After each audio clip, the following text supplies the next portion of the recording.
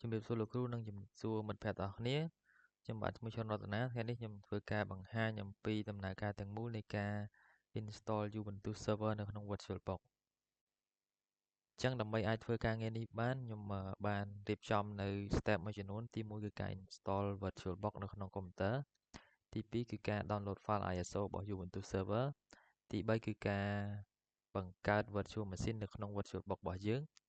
ទី4គឺការកំណត់ទៅលើទំហំ space របស់ storage និងទំហំរបស់ RAM ទៅនៅលើ virtual machine របស់យើងទី5គឺការ attach file ISO នឹងចូលទៅកាន់ virtual machine របស់យើងអញ្ចឹងខ្ញុំនឹងចាប់ផ្ដើមធ្វើការងារមួយនឹងហើយតកតងមួយការ install VirtualBox ខ្ញុំបាន install រួចហើយ file ISO ក៏ខ្ញុំបាន download ពី website official របស់ Ubuntu ដែរអញ្ចឹងខ្ញុំនឹងធ្វើការងារមួយហ្នឹងដំបូងខ្ញុំបើកកម្មវិធី VirtualBox សិនដើម្បីធ្វើការបង្កើតនៅ virtual machine ថ្មីមួយអញ្ចឹងមកដល់ឯនេះខ្ញុំជ្រើសរើសយកពាក្យ new ដើម្បីធ្វើការបង្កើត virtual machine អញ្ចឹងខ្ញុំដាក់ virtual machine របស់ខ្ញុំកន្លែង VM name នេះគឺជាកន្លែងដែលយើងដាក់ឈ្មោះ virtual machine របស់យើងខ្ញុំដាក់ថា Ubuntu server ហើយបន្ទាប់មកតាក់ទងមួយនឹងកន្លែងនេះកន្លែង VM folder នេះគឺជាកន្លែងដែលយើងជ្រើសរើសដើម្បីទុកនៅ file របស់ virtual machine របស់យើងអញ្ចឹងខ្ញុំធ្វើការជ្រើសរើសដាក់នៅក្នុង drive data របស់ខ្ញុំ drive E អញ្ចឹងខ្ញុំចូលទៅកាន់ folder មួយនេះហើយខ្ញុំ select យក Linux 1អញ្ចឹងខ្ញុំ select យក folder មួយហ្នឹងខ្ញុំយកពាក្យ select folder វានឹង auto បង្កើត folder មួយឈ្មោះថា Ubuntu server នៅក្នុង directory មួយហ្នឹងមកដល់ឯនេះខ្ញុំចុចពាក្យ next default នៅពេលដែលយើងចុច next default របស់វានឹងបង្ហាញឲ្យយើងនៅពេលដែលខ្ញុំចុច next គឺខ្ញុំមកដល់កន្លែងនេះដើម្បីធ្វើការកំណត់នៅ space របស់ RAM និង hard disk និងទំហំ storage អីផ្សេងអញ្ចឹងខ្ញុំជ្រើសរើសយកទំហំរបស់ RAM របស់ខ្ញុំជ្រើសរើស 4G បន្តមកទៀតតកតងមួយ CPU ខ្ញុំយក 2 core ខ្ញុំselect យក 2 core ហើយបន្តមកទៀតតកតងមួយនឹង disk size តកតងមួយ storage របស់យើង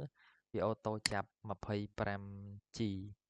អញ្ចឹងខ្ញុំអត់កែប្រែទេខ្ញុំយកប៉ុណ្នេះខ្ញុំចុចពាក្យ next ហើយខ្ញុំចុចពាក្យ finish ហើយខ្ញុំធ្វើការ run virtual machine របស់ខ្ញុំ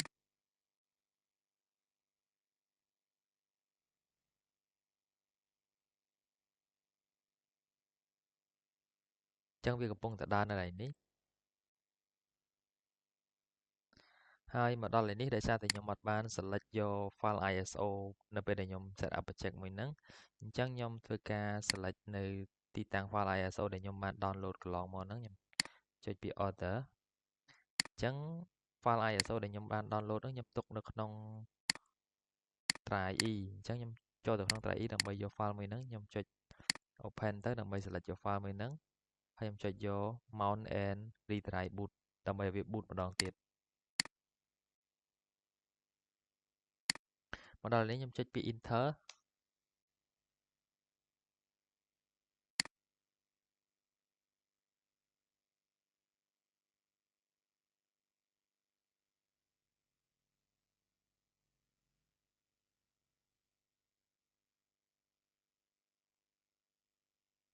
ហើយខ្ញុំចាំមានតិចទៅដើម្បីធ្វើការ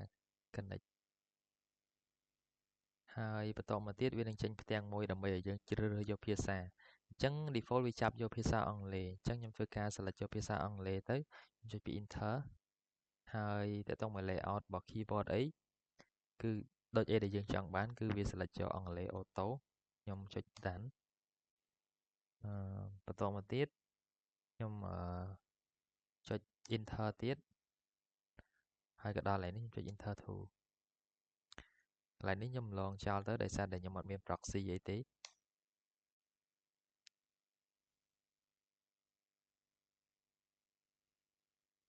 បន្ទាប់ពីកន្លែងនេះដំណើរការចប់ខ្ញុំចុច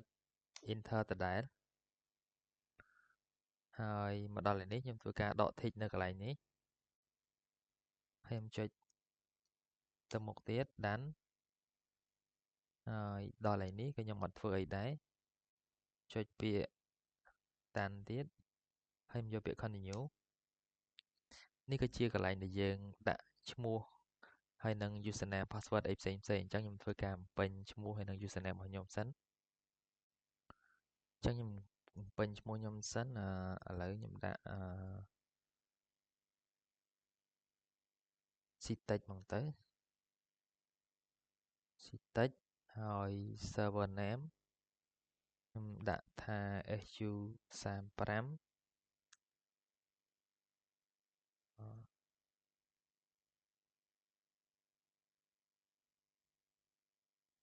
SU35 ហើយកន្លែង username ខ្ញុំដាក់ឈ្មោះខ្ញុំ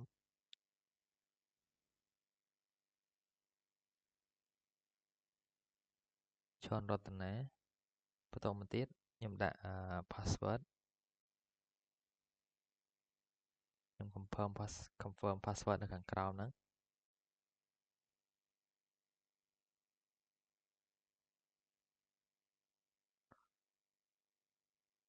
ហើយខ្ញុំចុចដានទៅមុខទៀតមកដល់នេះខ្ញុំចុចយក default ខ្ញុំចុច continue ទៅទៀតនិង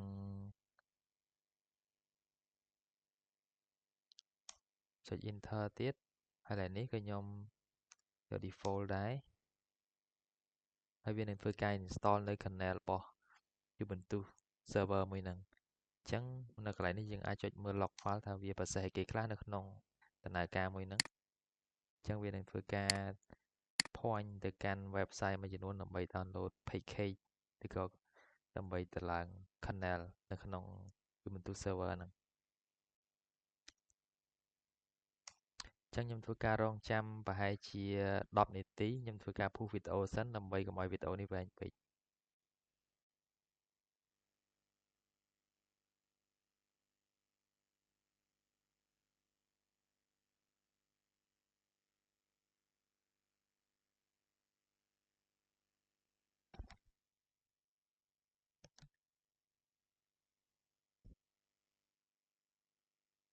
អញ្ចឹងនៅដល់មកដល់ឯនេះបើសិនជាវា install ចប់វានឹងធ្វើការឲ្យយើងចុច reboot ដើម្បី restart virtual មួយហ្នឹង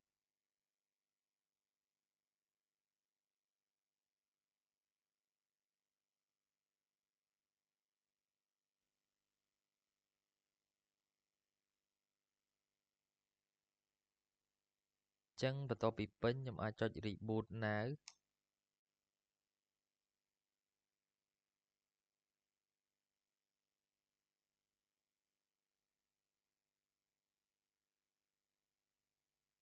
បន្តមកទៀតខ្ញុំចុច enter នៅនេះ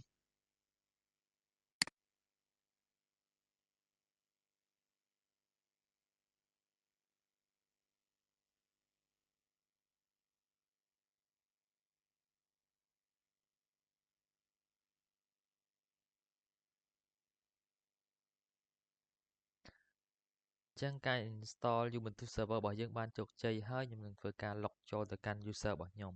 អញ្ចឹង user ដែលខ្ញុំបង្កើតមុនហ្នឹងខ្ញុំដាក់ថាឈុនរតនា password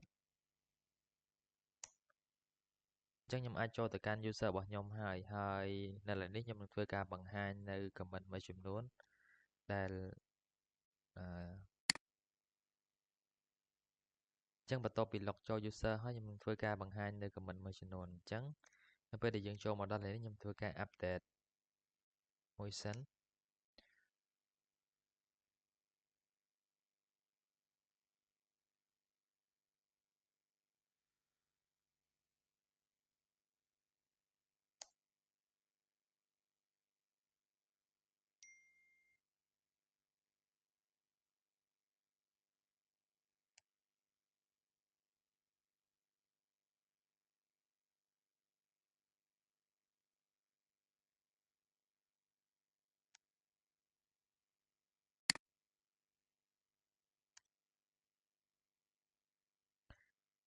អញ្ចឹងមកដល់នេះខ្ញុំធ្វើការ update មួយសិនខ្ញុំចុច comment sudo apt update ហើយវាទាមទារ password យើងគ្រាន់តែវាយ password របស់យើងចូលទៅហើយវានឹងធ្វើការ update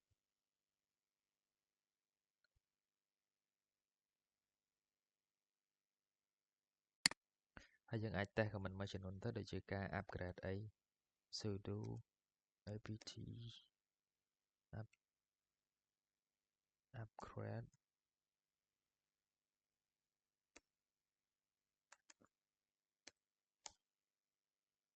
ធ្វើការ upgrade វាសិន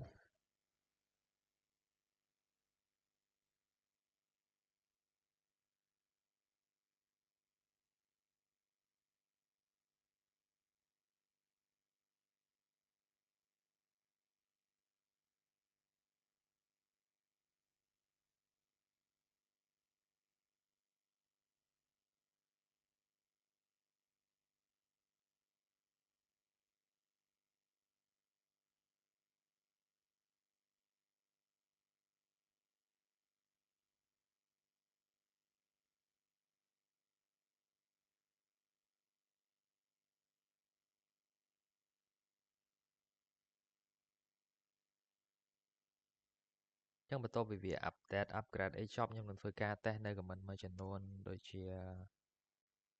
who I am who am I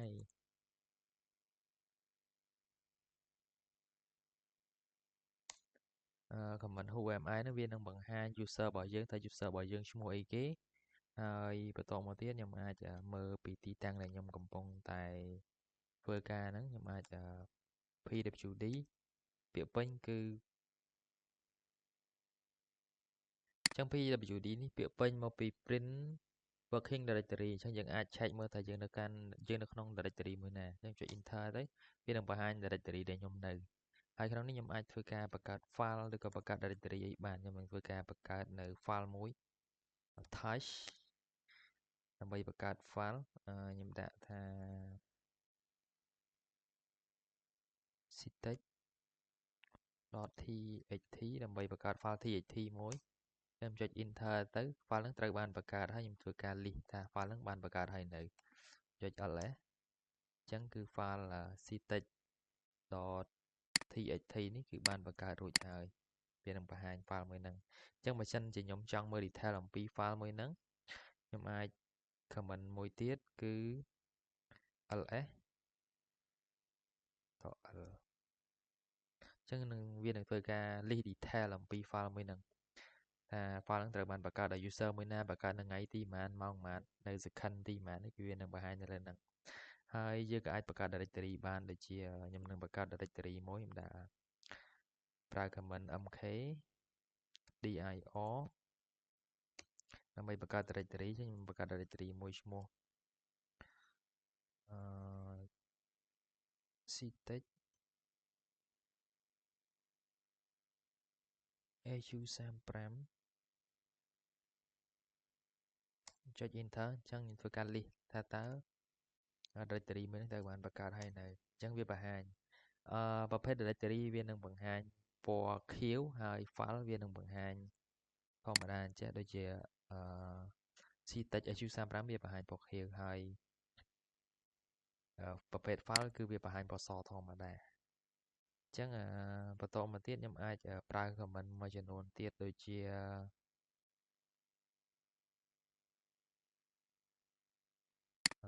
ខ្ញុំចូលទៅកាន់citec.hu35 ខ្ញុំ command cd hu3 citec hu35 ហើយខ្ញុំចុច enter ខ្ញុំចូលទៅកាន់ directory មួយហ្នឹងអញ្ចឹងខ្ញុំ pwd ដើម្បីមើល directory ដែលខ្ញុំកំពុងនៅអញ្ចឹងគឺវាបង្ហាញគឺខ្ញុំនៅក្នុង user របស់ខ្ញុំហើយ directory citec.hu35 អញ្ចឹងជម្រាបលាអរគុណលោកគ្រូវីដេអូរបស់ខ្ញុំមានប៉ុណ្ណឹង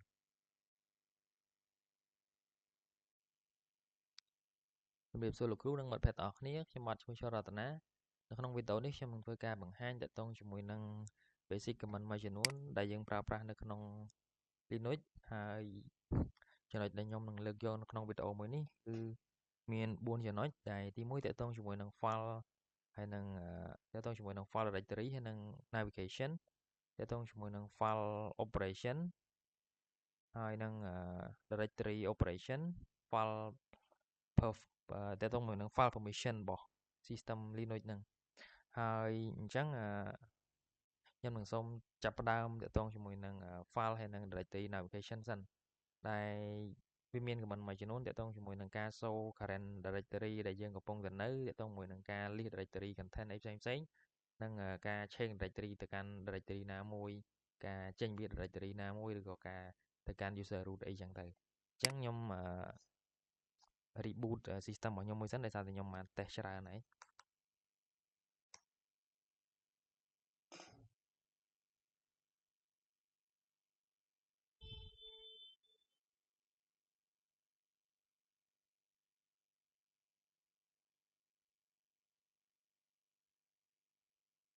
អញ្ចឹងខ្ញុំអាចចូលទៅកាន់Linux របស់ខ្ញុំបានហើយអញ្ចឹងខ្ញុំលុបចូល user របស់ខ្ញុំ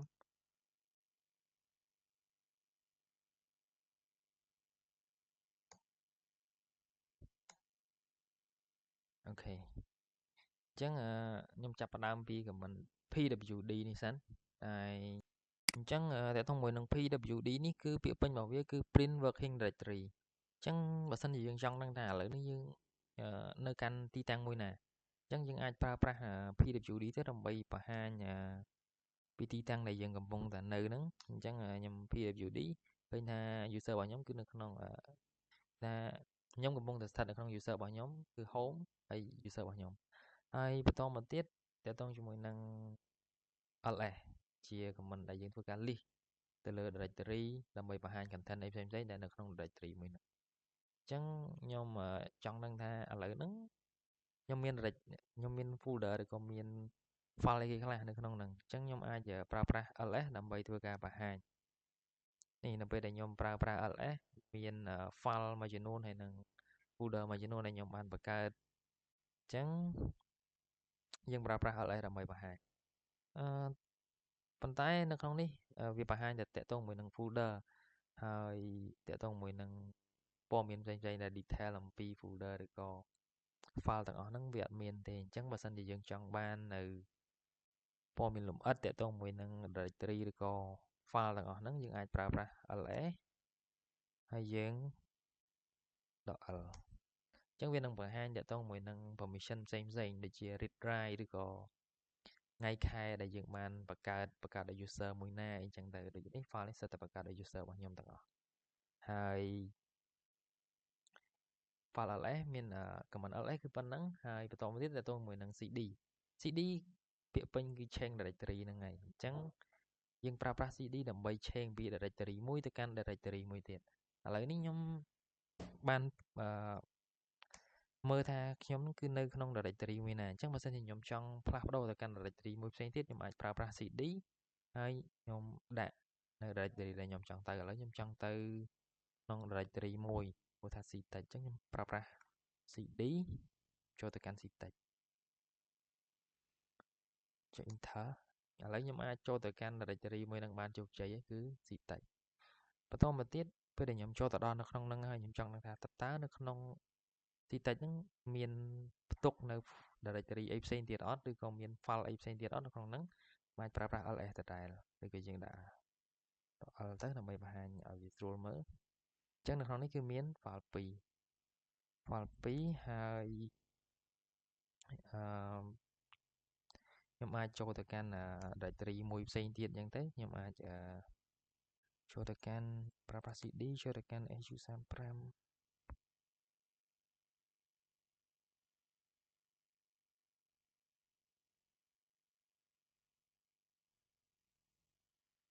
enter ឥឡូវខ្ញុំអាចចូលទៅកាន់ directory មួយនឹងបានជោគជ័យហើយអញ្ចឹងឥឡូវខ្ញុំអាច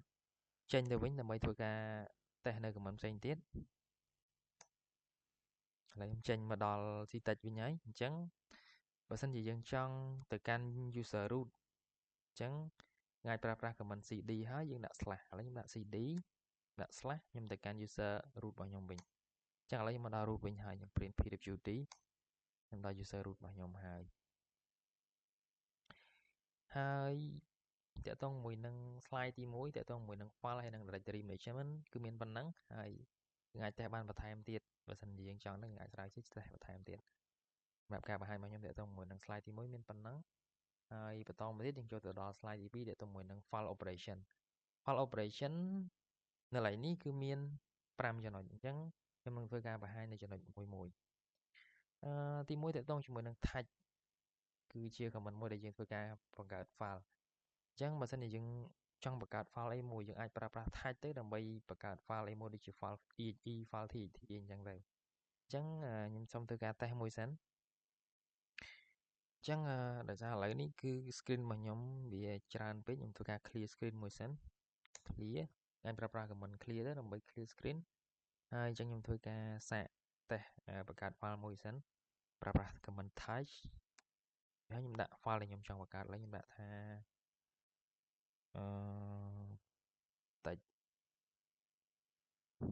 file my text file ដូចហើយខ្ញុំដាក់វាជាប្រភេទ file txt ហើយខ្ញុំចុច enter អញ្ចឹងយើងបង្ហាញថាតើ file ហ្នឹងយើងបានបង្កើតហើយនៅខ្ញុំ list file ហ្នឹងមកអូខេអញ្ចឹង file my text file ហ្នឹងត្រូវបានបង្កើតហើយអញ្ចឹងនៅពេលដែលយើងបង្កើត file អីមួយគឺយើងចង់ដាក់ content អីនៅក្នុងហ្នឹងអញ្ចឹងយើងអាចប្រើប្រាស់នៅ command ទី2ទាក់ទងជាមួយនឹងការ add content ចូលទៅកាន់ file របស់យើងអញ្ចឹងអាចប្រើប្រាស់ echo ដើម្បីធ្វើការ add content ចូល echo single quote តមកទៀតយើងដាក់ឈ្មោះ file របស់យើង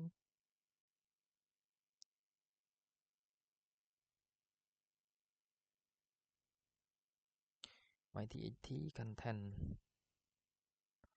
អញ្ចឹងខ្ញុំសរសេរប៉ុណ្នេះដើម្បីដាក់ចូលទៅក្នុង file my text file ហ្នឹងហើយខ្ញុំដាក់ឈ្មោះ file នេះគឺជា content ដែលយើងចង់ add ចូលទៅក្នុងហ្នឹងអញ្ចឹងនឹងស្អីទេសុំដូរ content វិញខ្ញុំhello linux ហើយខ្ញុំដាក់ឈ្មោះ file ដែលខ្ញុំចង់ដាក់ content ហ្នឹងចូលដាក់ my file text file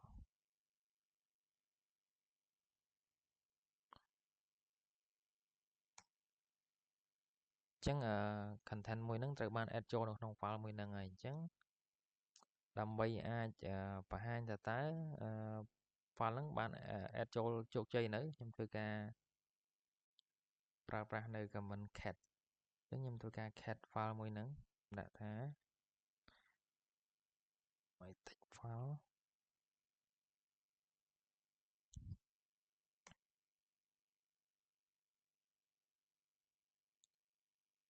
យកពីត្រឹមនេះទៅយកពីត្រឹមនេះទៅ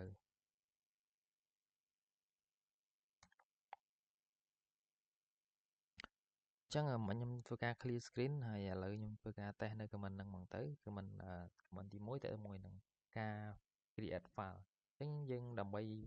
create file យើងប្រើប្រាស់នៅ command type អញ្ចឹងខ្ញុំសាកប្រើប្រាស់នៅ command ហ្នឹងមួយប្រើប្រាស់ type រួចហើយខ្ញុំដាក់ file ដែលខ្ញុំដាក់ឈ្មោះ file ដែលខ្ញុំចង់បង្កើតហ្នឹងឥឡូវខ្ញុំដាក់ថា su35.txt ខ្ញុំចង់បង្កើត file នេះជាប្រភេទ file txt ចុច enter អញ្ចឹងយើងមើលថាតើ file ហ្នឹងយើងបានបង្កើតហើយនៅឥឡូវនេះវាបង្ហាញ file ដែលយើងបង្កើតមុនហ្នឹងគឺ su35.txt អញ្ចឹងពេលដែលយើងបង្កើត file ហើយយើងចង់ធ្វើការassign អីមួយចូលទៅក្នុងហ្នឹងអញ្ចឹងយើងអាចប្រើប្រាស់នៅ command ទី2គឺ echo អញ្ចឹងយើងប្រើប្រាស់ echo ដើម្បី add content ចូលទៅក្នុង file មួយហ្នឹងខ្ញុំប្រើប្រាស់ echo បន្តមកទៀតខ្ញុំដាក់ single quote ហើយអ្វីដែលខ្ញុំចង់សរសេរទៅកាន់ folder មួយទៅកាន់ file មួយហ្នឹងអញ្ចឹងខ្ញុំសរសេរថា hello linux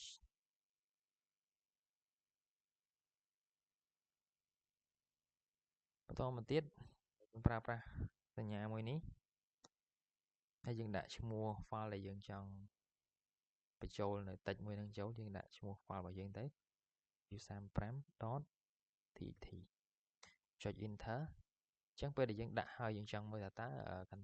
file មួយហ្នឹងមាន content ដែលយើងបាន add បញ្ចូលនៅអញ្ចឹងយើងប្រើប្រាស់ command ទី3គឺ cat ហើយយើងដាក់ឈ្មោះ file ដែលយើងចង់បើកមើលហ្នឹងទៅច្រឡំដាក់ su35.txt អូមកខ្ញុំដាក់សញ្ញា dot ខុសសុំទោស xt អញ្ចឹងនៅក្នុង file su35.txt ហ្នឹងគឺមាន content អីគឺ hello linux អញ្ចឹង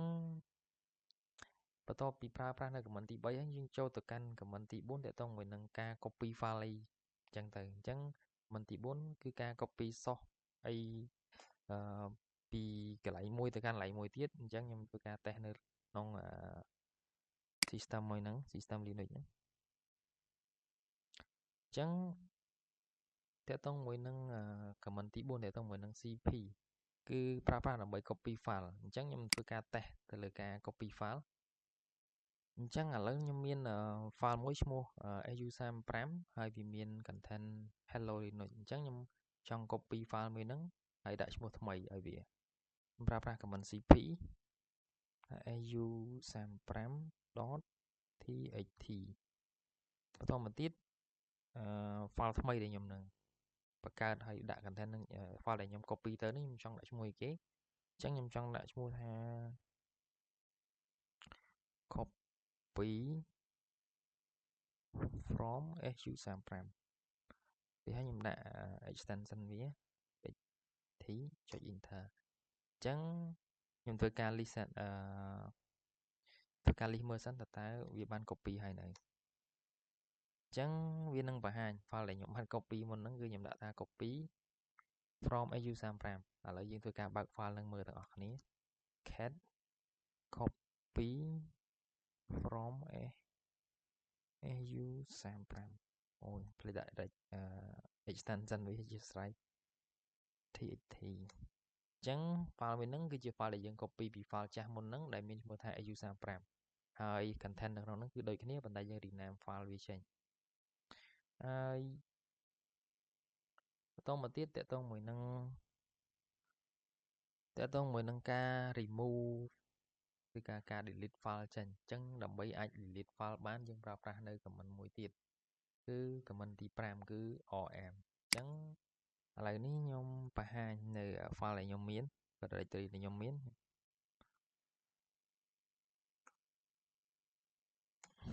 ឥឡូវខ្ញុំមានច្រើនដែរអញ្ចឹងខ្ញុំចង់លុបនៅ file មួយចំនួនចេញអញ្ចឹងខ្ញុំប្រើប្រាស់នៅ rm បន្តមកទៀតខ្ញុំនឹងធ្វើការលុបចេញខ្ញុំលុប file មួយចេញខ្ញុំលុប file cv.txt វាយពាក្យ cv.txt អញ្ចឹងខ្ញុំលិះមើលម្ដងទៀតតើ file ហ្នឹងបាន delete ចេញបាត់នៅយើងមើលនៅក្នុងនេះគឺអត់មានទេ file ហ្នឹងគឺបាន delete ចេញបាត់ហើយ file ផ្សេងទៀតគឺយើងអាចលុបបានដែរយើងប្រើដូចគ្នា rm ហើយខ្ញុំចង់លុប file មួយទៀតគឺ su35.txt អញ្ចឹង file su35 មិញគឺបានលុបហើយអញ្ចឹងតើតើមួយនឹង slide ទី2តើតើមួយនឹង file operation គឺខ្ញុំមានប៉ុណ្ណឹងហើយយើងចូលទៅកាន់ slide មួយទៀតគឺតើតើមួយនឹង directory operation តើតើមួយនឹង directory operation នេះតើតើមួយនឹងការ create directory ឬក៏ការ remove directory ដែល empty ចេញហើយធ្វើការ delete directory ជាមួយនឹង content directory ណាដែលមាន content គឺយើងលុបចោលបានដែរអញ្ចឹងខ្ញុំធ្វើការ test នៅ command ទី1សិនគឺការ create directory ឥឡូវខ្ញុំបង្កើត folder មួយដើម្បីចូលទៅប្រើប្រាស់បង្កើត directory មួយសិនmkdir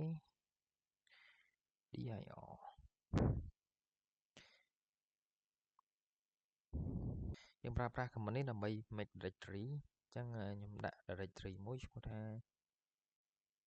ឈ្មោះខ្ញុំហ្នឹងទៅ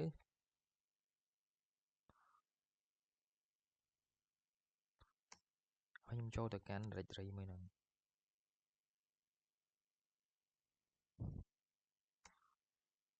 ហើយ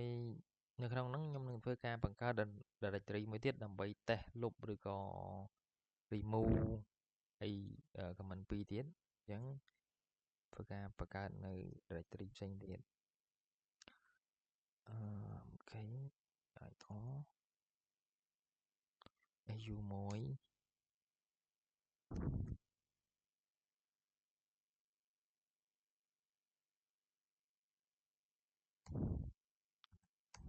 ចឹងខ្ញុំទទួលបាននៅ directory បាននៅ directory ដែលខ្ញុំចង់បានហើយខ្ញុំនឹងធ្វើការ remove directory នឹងចេញប្រើប្រាស់នៅ command ដើម្បី remove directory អញ្ចឹងដើម្បី remove directory យើងប្រើប្រាស់នៅ command ទី2គឺ rmdir អញ្ចឹងយើងចង់លុប directory មួយហ្នឹងយើង rmdir directory មួយណាដែលយើងចង់លុបអញ្ចឹងយើងដាក់ឈ្មោះវាទៅ su1 ខ្ញុំ ls សាកមើលអញ្ចឹងsu1 យើងបានលុបចោលហើយនៅ su2 អញ្ចឹងគេថា command ទី2គឺប្រើដើម្បី remove directory នៅ empty មិនយើងលុបបានដោយសារតែវាអត់មាន content អីនៅក្នុងហ្នឹងចុះបើសិនជាវាមាន content ឥឡូវខ្ញុំធ្វើការ test មួយនៅក្នុង su2 បង្កើត content មួយសិនដាក់ជាប្រភេទ file ឲ្យវាមួយការប្រើប្រាស់នៅ command tag ដែលយើងបានបង្ហាញមុនហ្នឹងដាក់ថា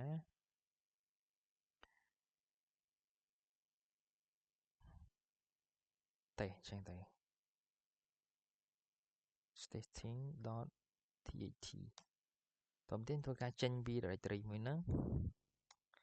អញ្ចឹងយើងបានចូលទៅកាន់ directory មួយឈ្មោះ su2 ដើម្បីបង្កើត file ហើយយើង test ថាតើយើងអាចប្រើប្រាស់នៅ rmdir ហ្នឹងដើម្បីលុប directory ហ្នឹងបានអត់បើសិនជាវាមាន content អញ្ចឹងខ្ញុំធ្វើការប្រើប្រាស់នៅ command ដើម្បីលុប rmdir ហើយខ្ញុំដាក់ឈ្មោះ directory មួយហ្នឹង su2 អញ្ចឹងឃើញថាវានឹងបង្ហាញ message error fail ដោយសារតែនៅក្នុងហ្នឹងគឺវាអត់ empty ទេគឺមាន file មួយនៅក្នុងហ្នឹងអញ្ចឹងបើសិនជាវាមាន file មួយនៅក្នុងហ្នឹងយើងចង់លុបវាចេញអញ្ចឹងយើងប្រើនៅ command ទី3គឺ command rm.r អញ្ចឹងខ្ញុំប្រើប្រាស់នៅ command មួយហ្នឹងដើម្បីលុប file directory មួយហ្នឹងចោល rm su2 អញ្ចឹងយើងឃើញថា command ទាំង3នេះយើងប្រើបានជោគជ័យហើយគឺវាអាចលុប directory ដែល empty ឬក៏លុប directory ណាដែលមាន content បានអញ្ចឹងយើងអាចប្រើប្រាស់វាតាមមុខងារដែលវាមានហ្នឹងទៅហើយតកតងមួយនឹង directory operation គឺមានប៉ុណ្ណឹងខ្ញុំនឹងចូលទៅកាន់ slide បន្ទាប់តកតងជាមួយនឹង file permission អញ្ចឹងចូលមកដល់កន្លែង file permission តកតងជាមួយនឹងការ assign set អីផ្សេងដើម្បីឲ្យ user ផ្សេងគាត់អាច user ផ្សេងគាត់អាចចូលលុបឬក៏ edit file ទាំងអស់ហ្នឹងអញ្ចឹងយើងអាចខ្ញុំនឹងធ្វើការ test បង្កើត file មួយសិនខ្ញុំដើម្បីបង្ហាញអំពីការកំណត់ permission នៅក្នុង file ប្រើប្រាស់ tag ដើម្បីបង្កើត file អញ្ចឹងខ្ញុំដាក់ឈ្មោះ file ថា test file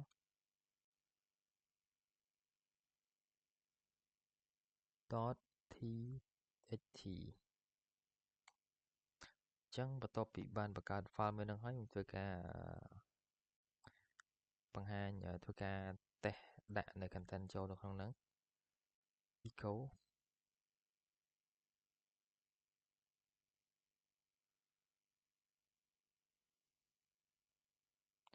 ដាក់ថា do not delete do not edit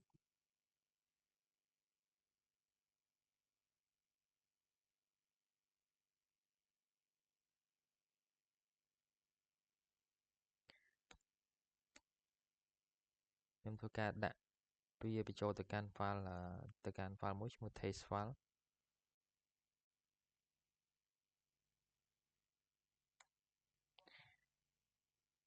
ហើយយើងធ្វើការបង្ហាញ file ហ្នឹងមើលនេះអញ្ចឹងវានឹងបង្ហាញ permission របស់ file មួយហ្នឹងគឺ file ហ្នឹងវាអាច read បានហើយអាច write បានអញ្ចឹងអត់មានការកំណត់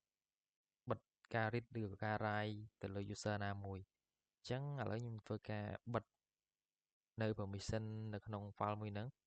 ចឹងខ្ញុំនឹងធ្វើការបិទ file មួយនឹងអត់ឲ្យគេអាច edit បានទេអញ្ចឹងខ្ញុំធ្វើការប្រើប្រាស់នៅchmod អញ្ចឹងដាក់ដើម្បីកុំឲ្យគេអាចកែប្រែ file នឹងបានដាក់ឈ្មោះ file នឹងទៅឥ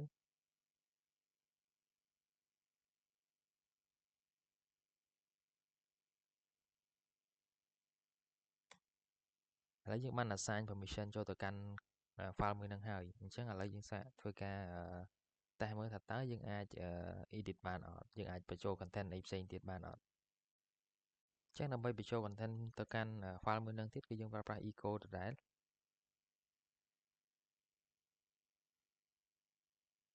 ដាក់ថា new content ខ្ញុំបិទវិញ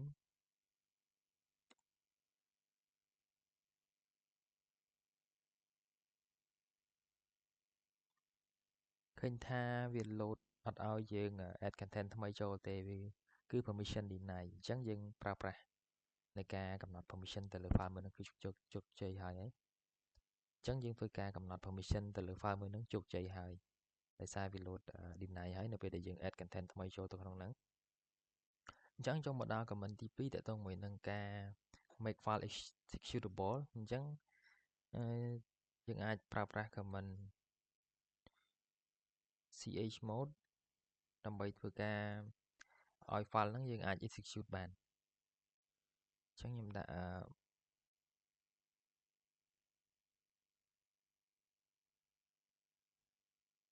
បូក x អញ្ចឹងខ្ញុំដាក់បូក x ទៅឲ្យ testfile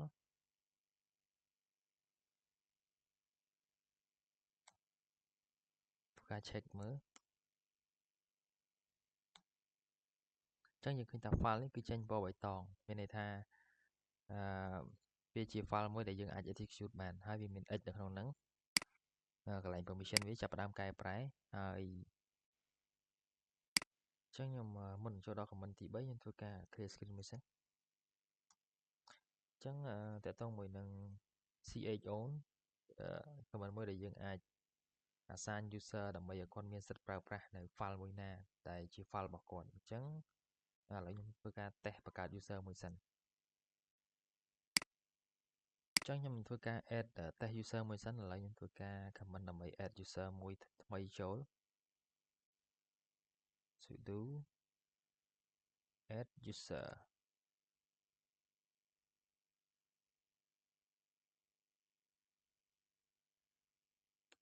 ដាក់ថា user សុកកុយអញ្ចឹងវានឹងទាឲ្យយើងដាក់ password ហើយអញ្ចឹងខ្ញុំដាក់ password 1 2 3ខ្ញុំ confirm password 1 2 3ដដែលហើយខ្ញុំការ enter ដែលអត់ពេញព័ត៌មានបន្ថែមទៀតទេហើយឥឡូវដើម្បី check ថាតើ user ឈ្មោះសុកកុយនឹងយើងបានបង្កើតជោគជ័យអត់យើង comment ដើម្បីទៅមើលថាតើ user មួយនឹងត្រូវបានបង្កើតហើយនៅដាក់ grab សុកកុយ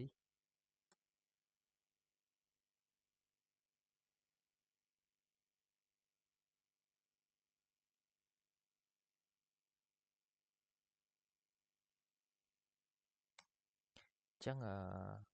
user សុកកុយនេះគឺបានបង្កើតហើយអញ្ចឹងយើងនឹងធ្វើការបង្កើត file មួយដើម្បី test ផ្ដល់ permission ឲ្យគាត់ផ្ដល់នៅ set file ហ្នឹងទៅឲ្យគាត់អញ្ចឹងខ្ញុំធ្វើការបង្កើត file មួយខ្ញុំដាក់ថា Mr. សុកកុយ file .txt ផ្លេចដាក់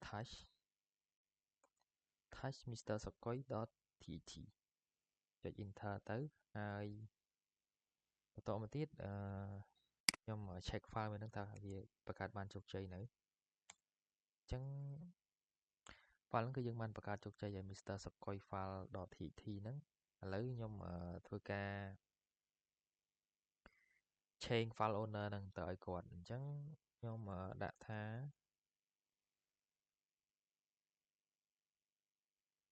sudo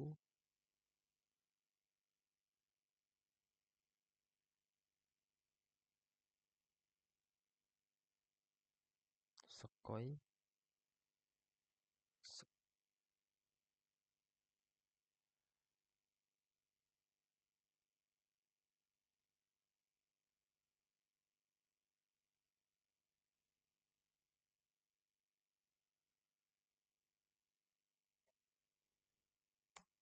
ចឹងបន្ទាប់ពីយើងបាន assign សិទ្ធិទៅឲ្យគាត់ហើយយើងធ្វើការតេស្តមើលថាតើគាត់បានទទួលនៅ permission មួយនឹងនៅចឹងអឺ file មួយដែលឈ្មោះថា Mr. សុកកុយ file ហ្នឹងគឺគាត់បានទទួលសិទ្ធិពេញលេញហើយគឺរបស់ user សុកកុយហើយ file នេះគឺជា file ដែលខ្ញុំបង្កើតទេប៉ុន្តែខ្ញុំបាន assign ទៅឲ្យគាត់ហើយបន្តមកទៀតយើងចូលទៅដល់ផ្នែកsystem information តាក់ទងជាមួយនឹងការឆែក current user ការឆែក system name ការឆែកមើលទៅលើ disk ដែលយើងបានប្រើប្រាស់ឬក៏ memory ឬក៏យើងហៅថា RAM ហ្នឹងដើម្បីឆែកអំពីព័ត៌មាននៃការប្រើប្រាស់របស់វាហើយតាក់ទងជាមួយនឹង background តាក់ទងជាមួយនឹងការ process តាក់ទងជាមួយនឹងអ្វីដែលកំពុងតែ process នៅលើ system មួយហ្នឹងអញ្ចឹងខ្ញុំធ្វើការ comment who am I who am I នេះគឺយើងដើម្បីឆែកថាតើយើងគឺជាណាគេយើងកំពុងតែចូលប្រើ user មួយណាអញ្ចឹងខ្ញុំចូលប្រើ user ឈ្មោះឈុនរតនាអញ្ចឹងវានឹងបង្ហាញ user មួយហ្នឹងគឺឈុនរតនាតមកទៀតតទៅជាមួយនឹង comment ទី2តទៅជាមួយនឹង host name យើងដើម្បីឆែករបស់ system name របស់យើងអញ្ចឹងខ្ញុំវាយពាក្យ host name ទៅ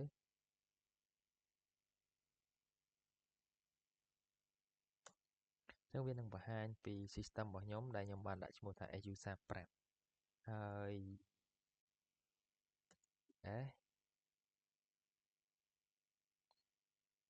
comment មួយនេះគឺយើងប្រើដើម្បីឆែកអំពី spec របស់ computer យើងអញ្ចឹងវានឹងបង្ហាញតទៅមួយនឹង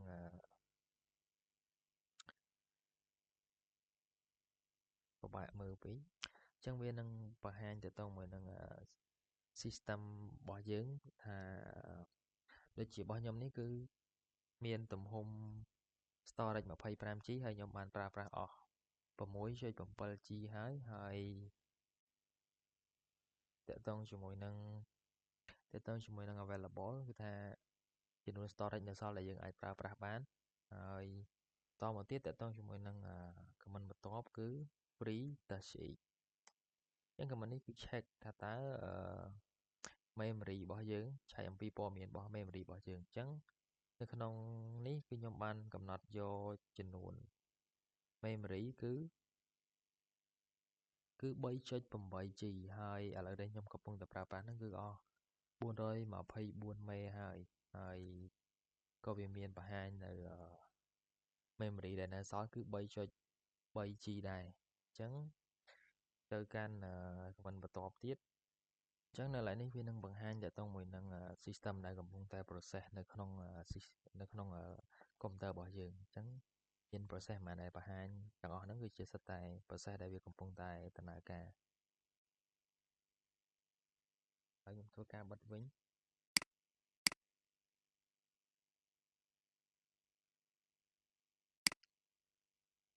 អញ្ចឹងយើងចូលមកដល់ចំណុចបន្ទាប់តាក់ទងជាមួយនឹង text processing ហើយនឹងការ search raw file អីនៅក្នុង system របស់យើងឥឡូវខ្ញុំធ្វើការ clear screen មួយចេញសិនហើយខ្ញុំធ្វើការបង្កើត file ដើម្បីដាក់ content ចូលទៅក្នុងហ្នឹងដើម្បីធ្វើការ test ប្រើប្រាស់នៅ comment ទាំង4នេះអញ្ចឹងខ្ញុំធ្វើការបង្កើត file មួយ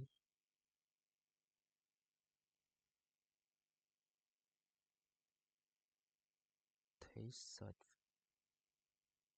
ដាក់ថា test search.t តមកទៀតខ្ញុំដាក់ content ចូលទៅក្នុងហ្នឹង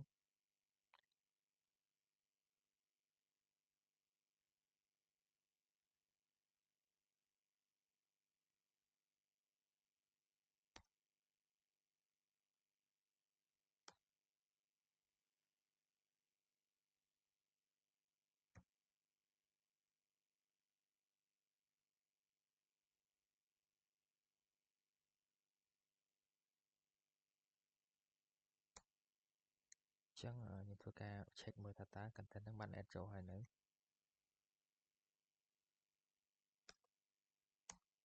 ឥឡូវវាបាន add ចូលទៅក្នុងនឹងហើយអញ្ចឹង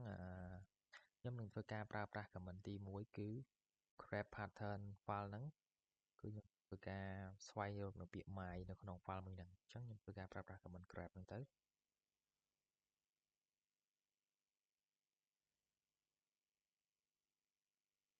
grab ខ្ញុំចង់រកពាក្យ my នៅក្នុងហ្នឹងអញ្ចឹងខ្ញុំចង់បានពាក្យ my តើនៅក្នុង content មួយហ្នឹងមានពាក្យ my អត់ my ឬហើយខ្ញុំដាក់ឈ្មោះ file ដែលខ្ញុំចង់ស្វែងរក content ពីក្នុងហ្នឹងដាក់ថា taste file អញ្ចឹងវានឹងបង្ហាញថានៅក្នុងហ្នឹងគឺមានពិតជាមានពាក្យ my មែនដែលយើងបាន search មុនហ្នឹងហើយជា content ដែលយើងបាន add ចូលមុនហ្នឹងអញ្ចឹងឥឡូវយើងអាចប្រើប្រាស់នៅ comment ទី2គឺការស្វែងរក path ស្វែងរក file ដែលយើងចង់ស្វែងរក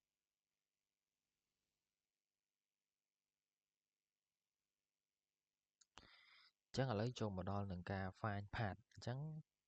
គឺជា comment មួយដែលយើងអាចប្រើប្រាស់ដើម្បីស្វែងរក file នៅក្នុងទីតាំងណាមួយអញ្ចឹងឥឡូវខ្ញុំសាកបង្កើតនៅ directory មួយដើម្បីបង្កើត file នៅក្នុងហ្នឹងហើយខ្ញុំធ្វើការ find រក file មួយហ្នឹងឥឡូវខ្ញុំធ្វើការបង្កើត directory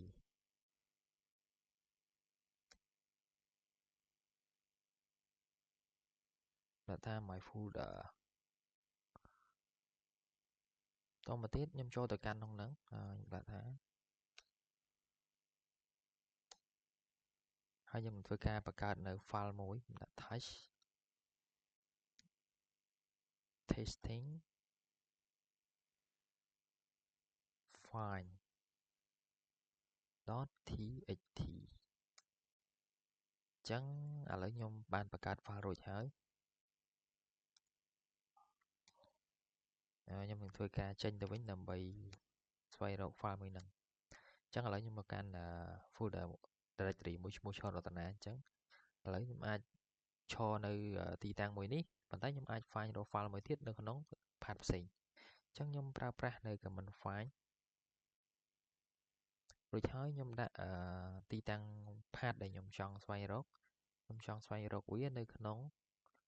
my folder ហើយខ្ញុំធ្វើការដាក់នៅឈ្មោះ file ដែលខ្ញុំចង់ស្វែងរកហ្នឹងគឺខ្ញុំបានបង្កើត file មួយឈ្មោះថា taste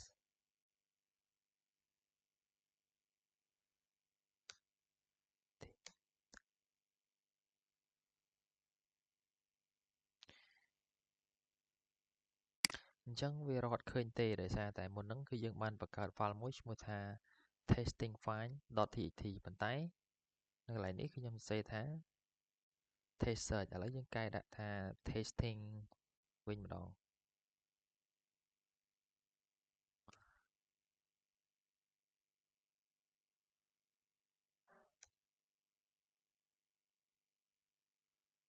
ដាក់ថា testing find .txt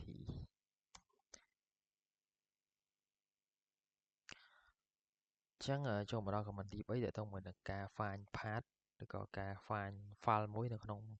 path ណាមួយដែលយើងចង់ find អញ្ចឹងឥឡូវខ្ញុំនឹងធ្វើការ test បង្កើតនៅ path មួយដើម្បីធ្វើការ test នៅ comment ទី2ក្នុងការស្វែងរក file មួយហ្នឹងអញ្ចឹងខ្ញុំធ្វើការ touch ខ្ញុំបង្កើត directory មួយសិនខ្ញុំដាក់ថា du.top ហើយបន្តមកទៀតខ្ញុំចូលទៅកាន់ du.top ហើយខ្ញុំបង្កើត file មួយឈ្មោះថាដាក់ឈ្មោះខ្ញុំ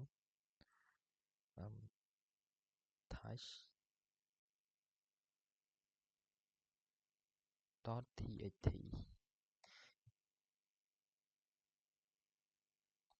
ចឹងឥឡូវយើងបានបង្កើត file ហ្នឹងជោគជ័យហើយឥឡូវខ្ញុំធ្វើការចេញទៅក្រៅវិញដើម្បីមក search រក file មួយហ្នឹងអញ្ចឹងខ្ញុំចេញមកក្រៅហើយបន្តមកទៀតខ្ញុំ search រក file មួយហ្នឹងអញ្ចឹងយើងប្រើប្រាស់នៅ command ទី2គឺ find path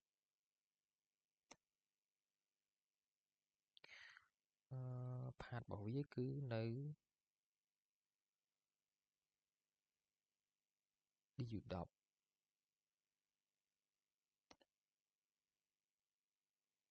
ទៀតខ្ញុំ test name ហើយខ្ញុំដាក់ file ឈ្មោះ file ដែលខ្ញុំចង់រកហ្នឹងគឺមុនហ្នឹងខ្ញុំបានដាក់ឈ្មោះថា ratana.txt ចុច enter អញ្ចឹងវានឹងបង្ហាញ file ដែលខ្ញុំបានបង្កើតមុនហ្នឹងនៅក្នុង path មួយហ្នឹងអញ្ចឹងយើងឈរនៅទីតាំងផ្សេងប៉ុន្តែយើងអាច find ទៅរកfile ដែលនៅទីតាំងផ្សេងបានហើយឥឡូវយើងសាកតេស្តមើល file ដែលអត់មាននៅក្នុងហ្នឹងវានឹងបង្ហាញថាម៉េចអញ្ចឹងវាអត់បង្ហាញអីទាំងអស់នៅពេលដែលវាអត់មាន file នៅក្នុង path មួយហ្នឹងអញ្ចឹងចូលមកដល់ comment ទី3តកតងជាមួយនឹងការ count line file word នៅក្នុង content ហ្នឹងឥឡូវធ្វើការបង្ហាញនៅ file ដែលខ្ញុំមាននៅក្នុងកន្លែងដែលខ្ញុំនៅនឹងសិនអញ្ចឹងនៅក្នុងនេះខ្ញុំមាន test file.txt មួយអញ្ចឹងខ្ញុំនឹងធ្វើការ count data នៅក្នុងហ្នឹងមាន content ប៉ុន្មាន line អញ្ចឹងខ្ញុំប្រើ ws ហើយ wc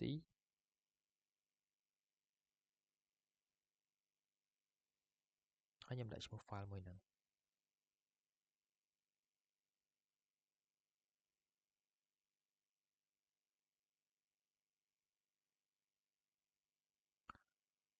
អញ្ចឹងនៅក្នុងនេះវានឹងបង្ហាញតកតងជាមួយនឹងព័ត៌មាន content ដែលមាននៅក្នុងហ្នឹងឥឡូវយើងផ្ទៀងផ្ទាត់មើលថាតើវាដូចគ្នាអត់ bracket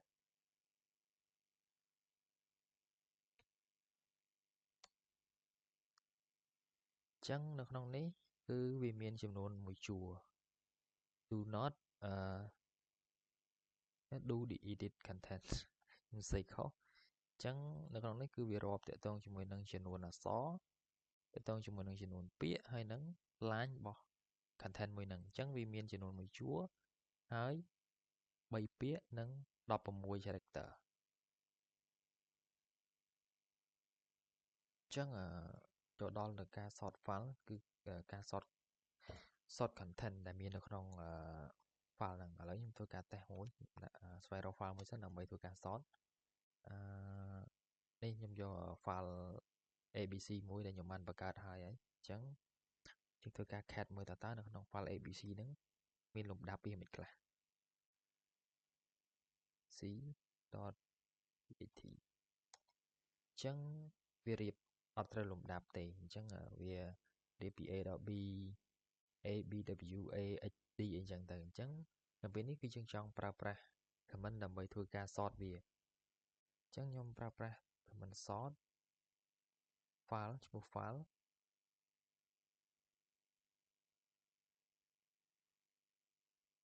អញ្ចឹងនៅពេលដែលយើងប្រើប្រាស់ comment មួយហ្នឹងវានឹងធ្វើការ sort តាមលេខរៀងទៅតាមតួអក្សរវា start ពី a b d w x អញ្ចឹងវាអត់ដូចនៅលើដែលពេលដែលយើងប្រើ cat ដើម្បី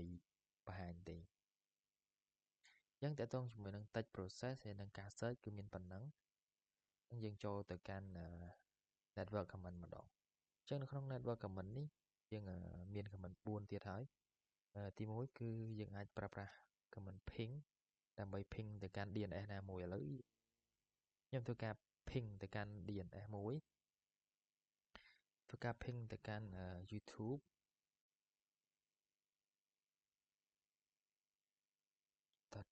.com អញ្ចឹងវានឹងបង្ហាញពីការ response ពី YouTube មកវិញហើយដើម្បីបញ្ឈប់នៅ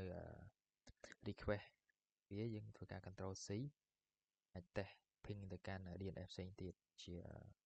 DNS របស់ Google អញ្ចឹងទៅ ping គឺវាដឹងដូចគ្នាគឺ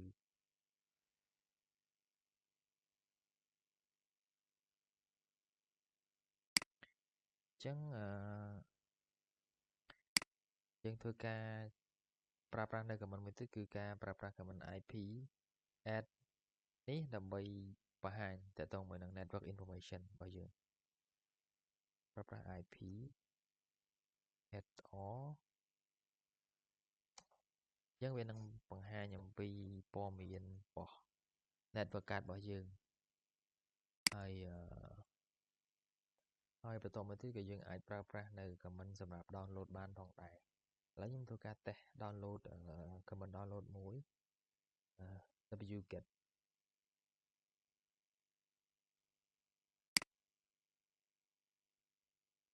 ចឹងនៅកន្លែងនេះតើតើមួយនឹងការ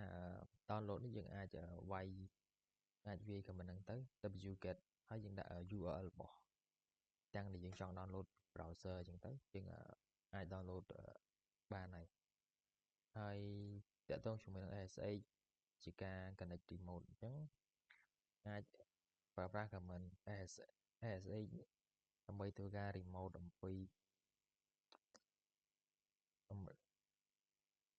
យើងអាចប្រើប្រាស់ SSH ហ្នឹងដើម្បីធ្វើការ remote ពី system ណាមួយដែលគេបាន open SSH ដើម្បីឲ្យយើងអាច remote ចូលបានអញ្ចឹងយើងគ្រាន់តែប្រើប្រាស់នៅ SSH command ទៅហើយដាក់ user ហើយនឹង IP របស់កុំព្យូទ័រមួយទៀតដែលគេ open SSH ឲ្យយើងហ្នឹងយើងអាច remote បានហើយតើតើមួយនឹងចំណុចបន្តតើតើជាមួយនឹង package management អញ្ចឹងយើងអាចធ្វើការ update package បានលើ system ប្រើប្រាស់ sudo ដើម្បី update package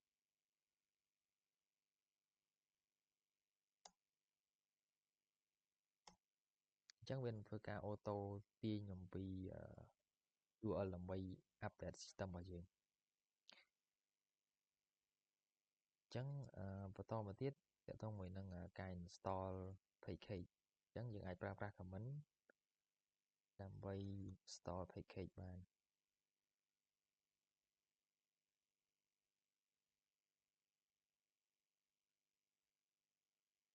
អញ្ចឹងតើតើជាមួយនឹងការ install package តើតើមួយ command install package យើងអាចប្រើប្រាស់ sudo pt install អញ្ចឹងមុនហ្នឹងខ្ញុំមាន package មួយបណ្ដាលឲ្យខ្ញុំបាន delete ហើយឥឡូវធ្វើការ install វាឡើងវិញប្រើប្រាស់ tree install package មួយរបស់ tree អញ្ចឹងវានឹងធ្វើការ install package មួយហើយយើងចាំវាឲ្យវាដើរសិនទៅ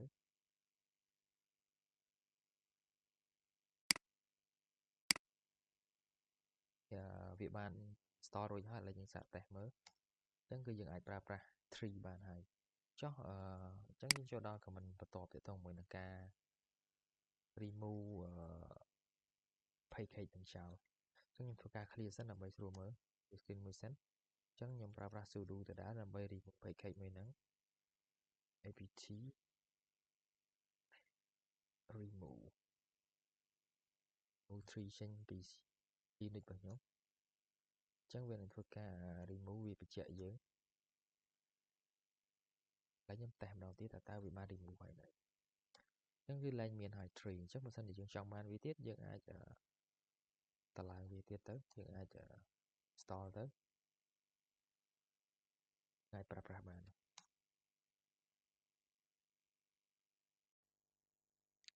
ជំរាបសួរលោកគ្រូនិងមិត្តភ័ក្តិទាំងអស់គ្នានៅក្នុងវីដេអូនេះខ្ញុំនឹងធ្វើការបង្ហាញអំពីការដំឡើងនិងកំណត់ SSH ទៅក្នុង Ubuntu server របស់យើងអញ្ចឹងនៅក្នុងនេះយើងមាន command មួយចំនួនហើយខ្ញុំនឹងធ្វើការតម្លើង SSH ទៅក្នុង server Ubuntu របស់ខ្ញុំអញ្ចឹងដំបូងយើងធ្វើការ update Ubuntu server របស់យើងមួយសិន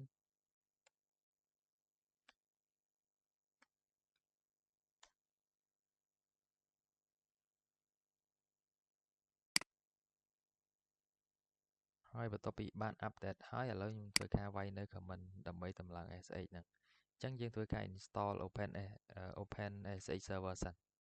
អញ្ចឹងខ្ញុំប្រើប្រាស់នៅ command sudo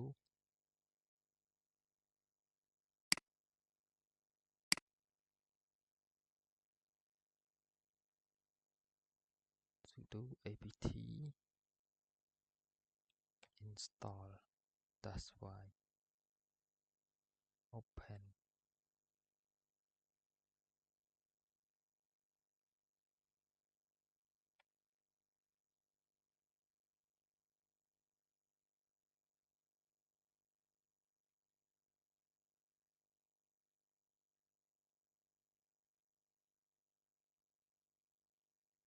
អញ្ចឹងខ្ញុំធ្វើការ enter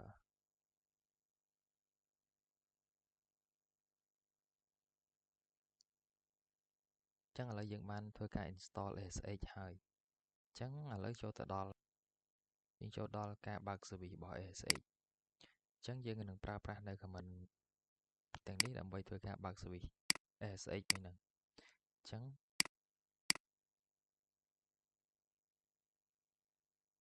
ឥឡូវខ្ញុំធ្វើការ clear script មួយសិន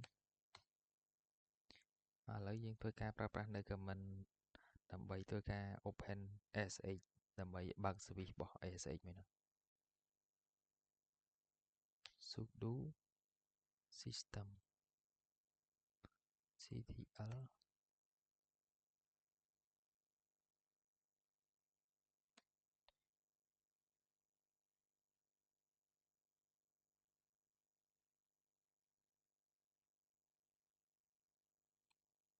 តំបល់ណា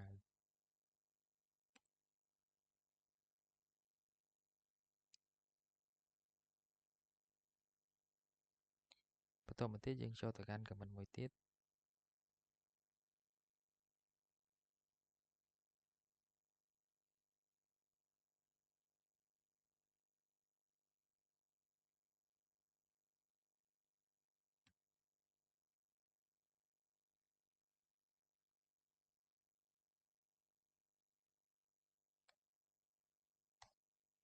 យើងធ្វើការឆែកមើលទៅលើ setter របស់ ASH ឥឡូវវាកំពុងតែ active running ហើយ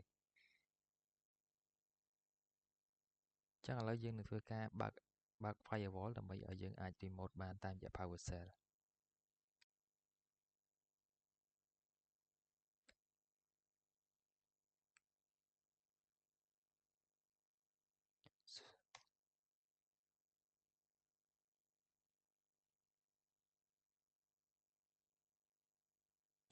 ចឹងឥឡូវយើងធ្វើការ install ហើយនឹងបើកនៅ service ASH ហើយនឹងធ្វើការ config អីរួចរាល់ហើយយើងនឹងធ្វើការ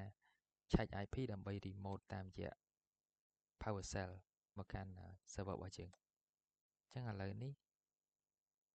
ខ្ញុំបានឆែកឃើញ IP របស់ខ្ញុំគឺ 192.168.18.59 ចឹងខ្ញុំធ្វើការបើក PowerShell ដើម្បី remote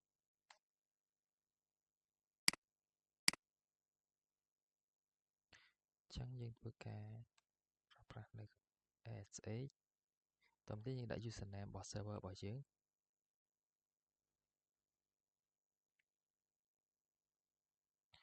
បន្តមកទៀតយើង add ហើយយើងដាក់ IP address របស់ server របស់យើងចឹង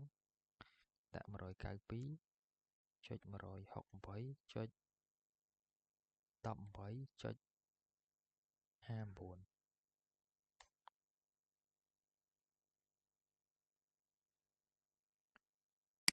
ចឹងមុននឹងខ្ញុំធ្វើការ reboot server របស់ខ្ញុំចឹងឥឡូវខ្ញុំធ្វើការ remote ចូលទៅកាន់ server ម្ដងទៀតប្រើប្រាស់នៅ command sh ដដែលតមកទៀតយើងដាក់ user របស់យើង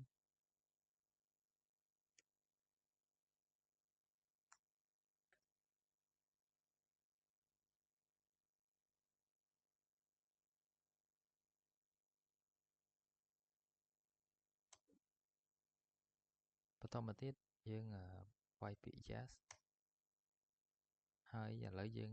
ដាក់ password របស់ server របស់យើងចឹងឥឡូវយើងអាច remote ចូលទៅកាន់ server របស់យើងតាមរយៈ SH បានជោគជ័យហើយនេះគឺ user របស់ខ្ញុំឥឡូវយើងធ្វើការ test មួយ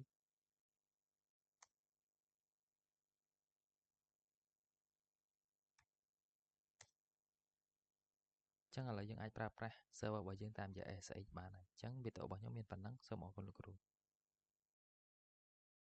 ជំរាបសួរលោកគ្រូនិងមិត្តភ័ក្តិទាំងអស់គ្នានៅក្នុងវីដេអូនេះដែរខ្ញុំនឹងធ្វើការនិយាយអំពី comment មួយចំនួននៅក្នុង Ubuntu server តាក់ទងជាមួយនឹង comment នៅក្នុងការគ្រប់គ្រងទៅលើ hardware និង system control អញ្ចឹងនៅក្នុងវីដេអូនេះយើងមានតាក់ទងជាមួយនឹង CPU និង memory storage ការគ្រប់គ្រងទៅលើ network ហើយនិង system control ផ្សេងៗអញ្ចឹងនៅក្នុងនេះគឺខ្ញុំបាន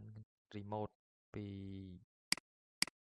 Ubuntu server របស់ខ្ញុំតាមរយៈ ASH ហើយខ្ញុំប្រើលើ PowerShell អញ្ចឹងយើងចាប់ផ្ដើមនៅ comment ទី1ទាំងអស់គ្នាអញ្ចឹង comment ទី1តាក់ទងជាមួយនឹង CPU information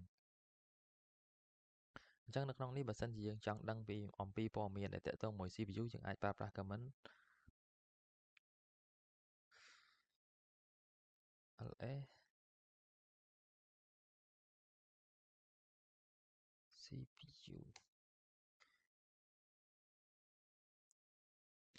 ចឹងនៅក្នុងនេះវានឹងបង្ហាញតាក់ទងជាមួយនឹងព័ត៌មានផ្សេងៗរបស់ CPU ដែលនៅក្នុងនេះវាបង្ហាញតាក់ទងជាមួយនឹងចំនួន bit របស់ CPU តាក់ទងជាមួយនឹង size តាក់ទងជាមួយនឹងbrand របស់ CPU របស់ខ្ញុំប្រើ AMD Ryzen 7 ហើ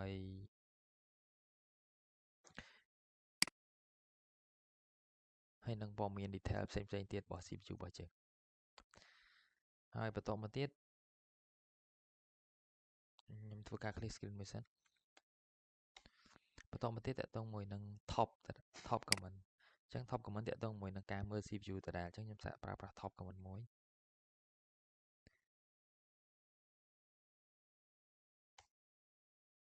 នេះ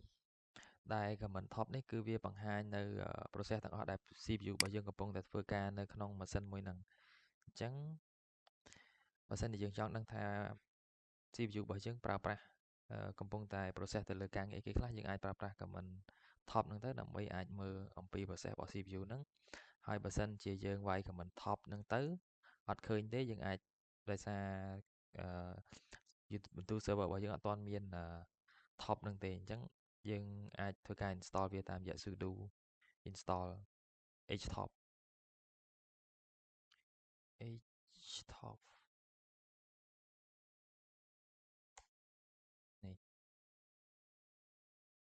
នេះគឺជា process ដែលខ្ញុំកំពុងតែប្រើឥឡូវហ្នឹង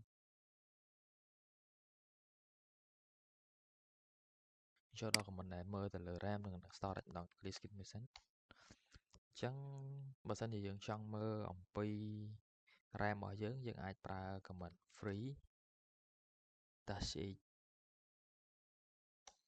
ញ្ចឹងវានឹងបង្ហាញអំពីទំហំរបស់ memory ម៉ាស៊ីនរបស់យើងដោយក្នុងនេះរបស់ខ្ញុំមានចំនួន 1G.9 ហើយឥឡូវនេះខ្ញុំប្រើប្រាស់អស់ប៉ុណ្ណេះហើយទំហំដែលនៅសល់បន្ទាប់ពីការប្រើប្រាស់របស់ខ្ញុំគឺសល់788 មេអញ្ចឹងយើងចូលទៅកាន់ comment បន្ទាប់ទៀតយើងអាចឆែកមើល storage តាមរយៈការប្រើប្រាស់នៅ comment មួយអញ្ចឹងចូលដល់ comment នៅក្នុងការមើលទៅលើ storage អាចប្រើប្រាស់ df-h អញ្ចឹងឥឡូវនេះមើលទៅលើ storage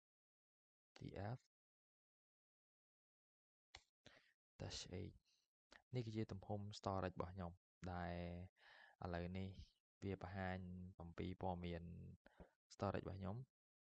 25G ហើយឥឡូវនេះគឺខ្ញុំកំពុងតែប្រើប្រាស់អស់ 4G.7 ហើយយ៉ាងសល់ available space នេះគឺ 19G ទៀតគេថា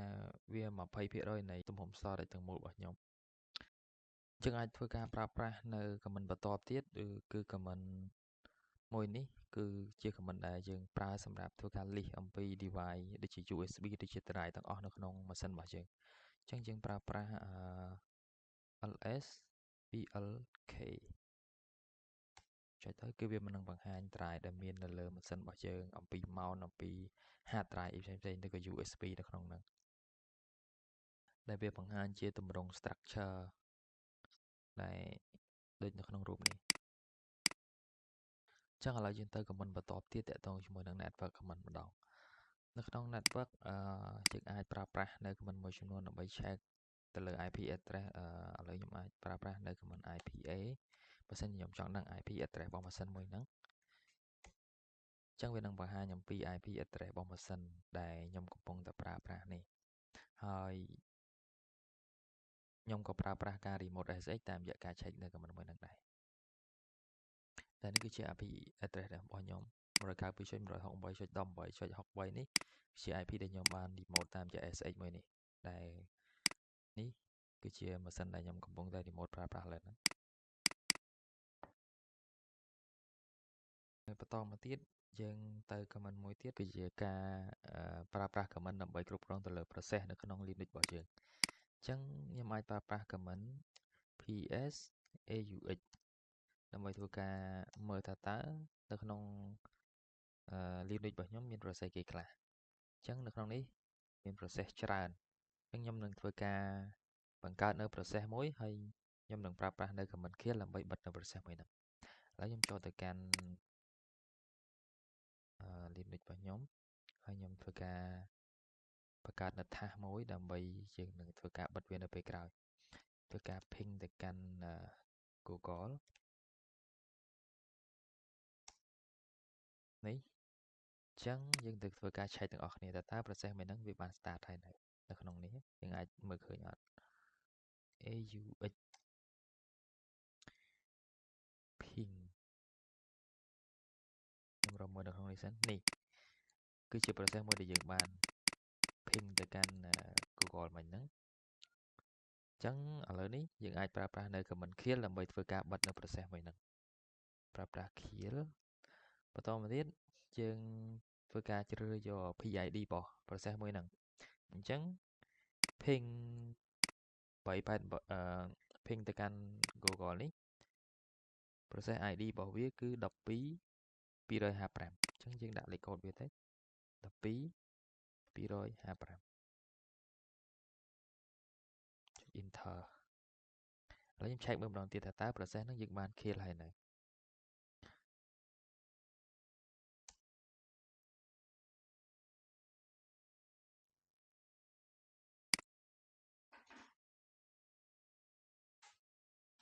បន្តមកទៀតយើងអាចប្រើប្រាស់នៅឈ្មោះរបស់ process មួយហ្នឹងដើម្បីធ្វើការបិទអញ្ចឹងយើងអាចប្រើប្រាស់នៅឈ្មោះរបស់ process មួយហ្នឹងឧបមាថាដូចមិញខ្ញុំប្រើប្រាស់នៅ ping ទៅកាន់ DNS របស់ Google 888អញ្ចឹងយើងអាចប្រើប្រាស់ឈ្មោះមួយហ្នឹងដើម្បីធ្វើការ kill process មួយហ្នឹងហើយយើងក៏អាចបើសិនជាមាន process មួយចំនួនតែយើងអាច kill បានយើងអាចប្រើ kill ធម្មតាបានយើងអាចប្រើប្រាស់ command kill ហើយយើង dash ណាអញ្ចឹងវានឹងធ្វើ force វានឹងធ្វើការបិទទោះបីជា process មួយហ្នឹងកំពុងតែដំណើរការវាអាចបិទដូចរបៀបថាពេលដែលយើងចូលទៅកាន់ task manager របស់ Windows ដែរហើយខ្ញុំធ្វើការ clear screen មួយសិនហើយយើងចូលទៅកាន់ command មួយទៀតគឺតាក់ទងជាមួយនឹង monitoring tool ដែលយើងប្រើប្រាស់សម្រាប់ការមើលទៅលើ performance របស់ system របស់យើងអញ្ចឹងយើងអាចប្រើប្រាស់ htop ដើម្បី monitor មើលទៅលើ process ទាំងអស់ហើយយើងអាចប្រើប្រាស់នៅ command មួយទៀត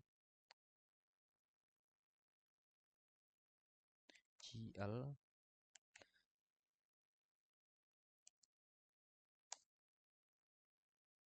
មិនខុសទេ claim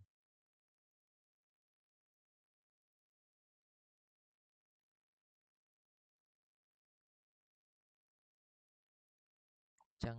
ឥឡូវនេះខ្ញុំអត់ទាន់មាន command មួយហ្នឹងខ្ញុំអត់ទាន់អាចប្រើប្រាស់បានចឹងធ្វើការ install មួយទៀត apt install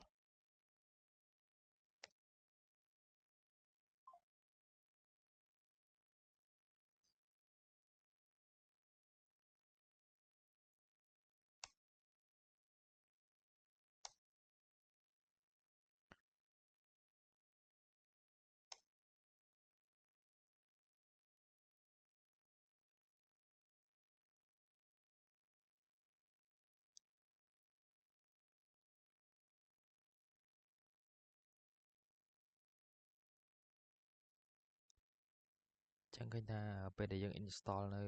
package មួយហ្នឹងយូរដែរចឹងខ្ញុំធ្វើការបិទ package មួយហ្នឹងចោលខ្ញុំជប់ install ហើយ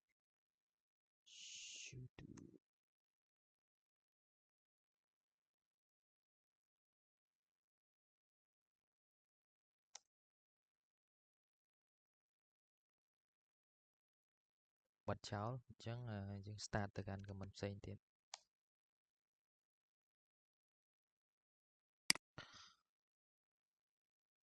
អញ្ចឹងតាក់ទងជាមួយនឹង system shutdown ហើយនឹង restart command ជា command ដែលយើងអាចធ្វើការ remote ដើម្បី shutdown server ឬក៏ restart reboot server ដែលយើងអាចកំណត់នៅ schedule សម្រាប់ការបិទឬក៏បើកមកសម្រាប់ការបិទអញ្ចឹងឥឡូវយើងចាប់ផ្ដើមជាមួយនឹង sudo shutdown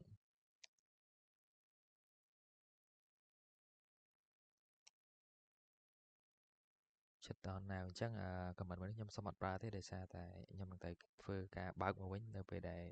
បន្ទាប់ពីវាបានបិទហើយ chẳng là bây giờ dương prapa nó comment sudo shutdown dương nâng ai remote bật server bỏ trường dương ai prapa thêm là cả với cả bật server bỏ trường chẳng nhóm nâng với cả restart server mình ta chúng mình nâng cả restart sudo reboot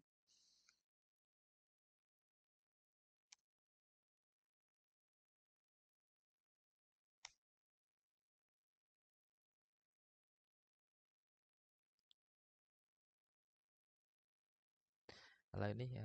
dươngកំពុងតែ restart ហើយឥឡូវវាកំពុង restart ឡើងវិញហើយហើយយើងធ្វើការ log ចូលម្ដងទៀត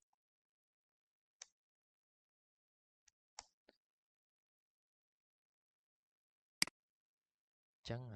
យើងមិញយើងប្រើប្រាស់នៅ command restart reboot នោះគឺបានជោគជ័យហើយអញ្ចឹងយើងអាចតេស្តជាមួយនឹង command ផ្សេងទៀតដូចជា sudo shutdown យើងអាចដាក់រយៈពេលនៃការ shutdown ឥឡូវខ្ញុំតេស្តជាមួយនឹងការ shutdown សម្រាប់ការដាក់ schedule shutdown -e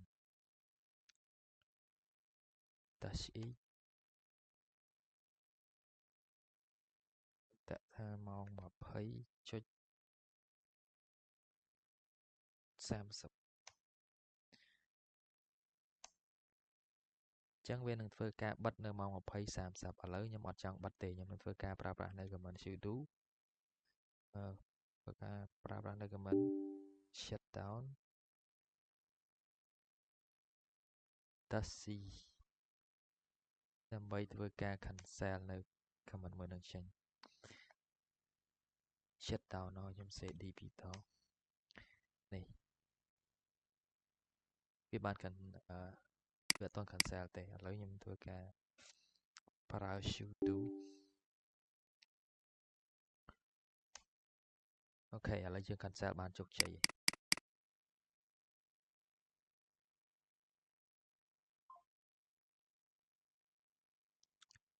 ចឹងចូលដល់ចំណុចបន្ទាប់ទាក់ទងជាមួយនឹង alias command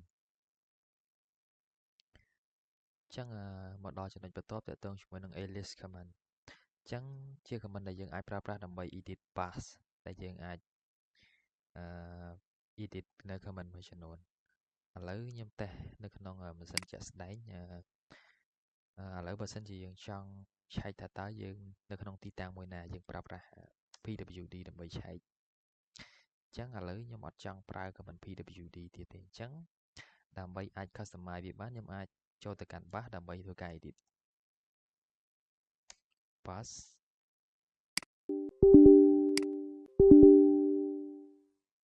yes pen អញ្ចឹងឥឡូវនេះខ្ញុំនឹងធ្វើការ customize pwd ខ្ញុំអត់ចង់ប្រើប្រាស់ pwd ទៀតទេខ្ញុំចង់ដាក់ ww3 ដើមអញ្ចឹងប្រើ alias style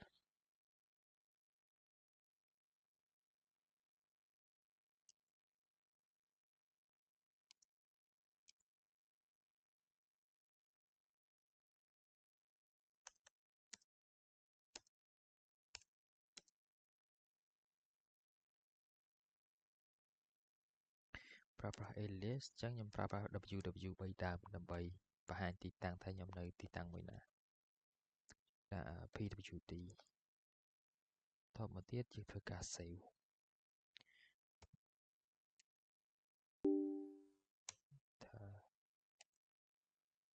ចឹងខ្ញុំធ្វើការតេស្តនៅក្នុងមួយសិនគឺ ww3 ដើមចឹងឃើញថាឥឡូវវាអត់ទាន់ស្គាល់ទេយើងធ្វើការ reboot វាមួយសិន sudo reboot now ចឹងឥឡូវ system យើង reboot ឡើងវិញហើយចាំយើងធ្វើការតេស្តទាំងអស់គ្នា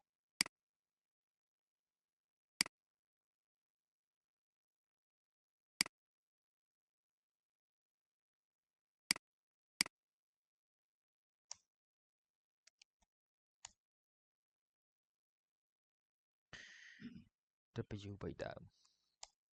ចឹងឃើញថាឥឡូវយើងអត់ប្រើប្រាស់ PWD ទៀតទេអញ្ចឹងយើងអាចប្រើប្រាស់ W3 ដើមដើម្បីធ្វើការបង្ហាញទីតាំងដែលយើងកំពុងតែឈរនៅអញ្ចឹងតើតើមើល comment វែងៗមួយចំនួនយើងអាចធ្វើការ customize បាននៅក្នុងហ្នឹងហើយនៅក្នុងហ្នឹងយើងក៏អាចធ្វើការប្រើប្រាស់នៅ comment source បាសនេះដើម្បីធ្វើការ apply នៅពេលដែលយើង customize ហើយប៉ុន្តែមុននេះខ្ញុំធ្វើការ reboot ដើម្បីឲ្យវា apply នៅអ្វីដែលខ្ញុំបាន customize ហើយឥឡូវយើងតេស្តមួយទៀតគឺការ reload config អញ្ចឹងធ្វើការបើកនៅបាស script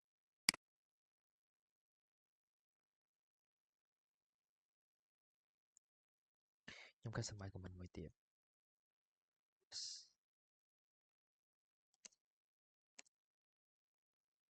ដាក់ R 3ដើមបន្ទាប់មកទៀតខ្ញុំដាក់ថា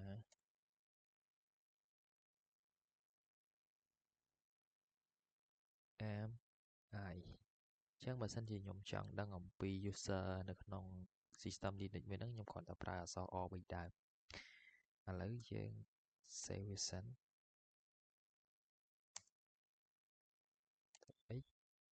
បន្តមកទៀត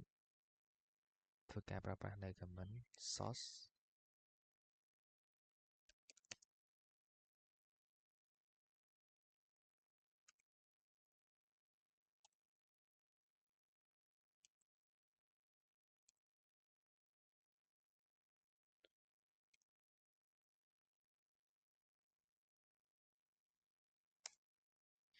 អញ្ចឹងបន្ទាប់ពីយើងប្រើប្រាស់នៅ comment ហ្នឹងហើយវានឹង reload វានឹង apply នៅអ្វីដែលយើងបាន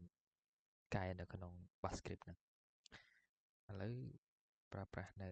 R 3ដើមជាមួយថាវាដើរនៅអញ្ចឹងមុនហ្នឹងយើងអត់មានបាន reboot ម៉ាស៊ីនឡើងវិញទេគឺវាបាន apply នៅអ្វីដែលយើងបានកែហើយយើងគ្រាន់តែប្រើប្រាស់នៅ comment source បាសនេះទៅអញ្ចឹង comment RR ដែលយើងបាន customize មិញហ្នឹងគឺវាដើរគឺយើងវាបង្ហាញឈ្មោះ user ដែលយើងកំពុងតែប្រើប្រាស់អញ្ចឹងវីដេអូរបស់ខ្ញុំមានប៉ុណ្ណឹងអរគុណលោកគ្រូ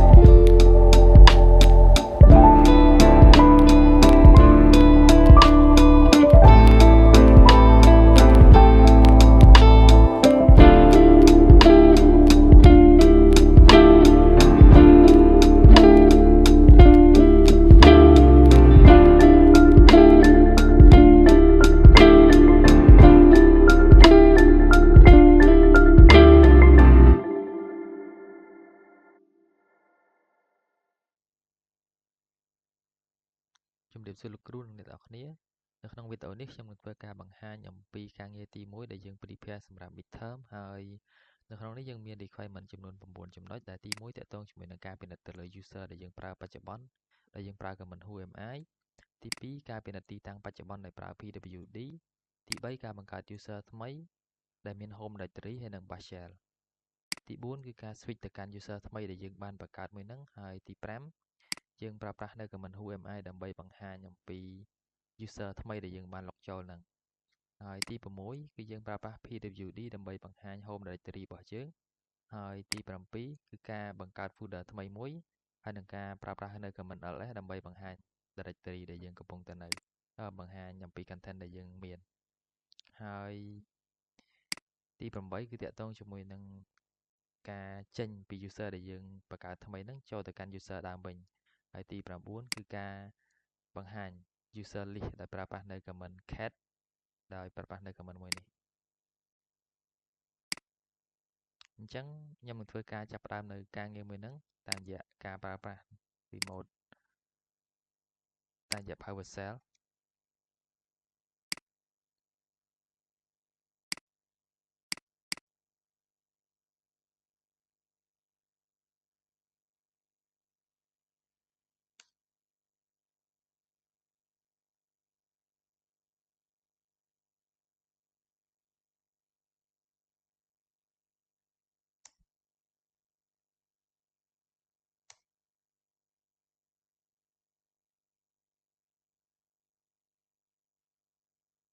អញ្ចឹងឥឡូវនេះខ្ញុំចូលទៅកាន់ server របស់ខ្ញុំបានជោគជ័យហើយអញ្ចឹងខ្ញុំធ្វើការចាប់ផ្ដើមអំពីចំណុចមួយនៅក្នុង requirement ដែលលោកគ្រូបានដាក់ហ្នឹងអញ្ចឹងខ្ញុំសូមធ្វើការ clear screen មួយសិនអញ្ចឹងចំណុចទី1ដែលយើងត្រូវធ្វើគឺការពិនិត្យមើលទៅលើ user ដែលយើងប្រើបច្ចុប្បន្នដោយប្រើប្រាស់ whoami អញ្ចឹងខ្ញុំនឹងប្រើប្រាស់ command whoami ដើម្បី check មើល user ដែលខ្ញុំប្រើបច្ចុប្បន្នអញ្ចឹងវានឹងបង្ហាញ user ដែលខ្ញុំកំពុងប្រើនោះគឺឈុនរតនាបន្តមកទៀតយើងចូលដល់ចំណុច2ការពិនិត្យមើលទីតាំងបច្ចុប្បន្នដែលយើងប្រើប្រាស់នៅ pwd អញ្ចឹងវាបង្ហាញអំពីទីតាំងដែលខ្ញុំកំពុងតែនៅបច្ចុប្បន្ននេះគឺនៅក្នុង home ហើយនិង user របស់ខ្ញុំបន្តមកទៀតនៅក្នុងចំណុចទី3គឺការបង្កើត user ថ្មីនៅក្នុង home directory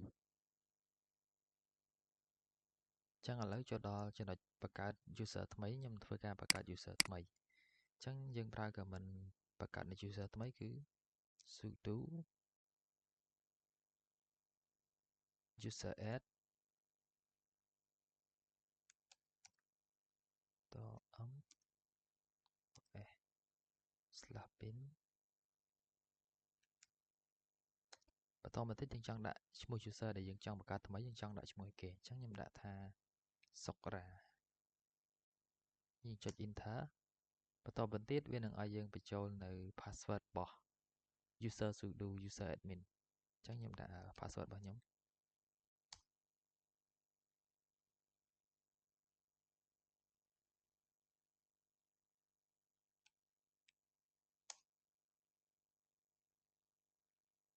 អញ្ចឹងឥឡូវខ្ញុំដាក់ជោគជ័យដាក់ password បានជោគជ័យហើយ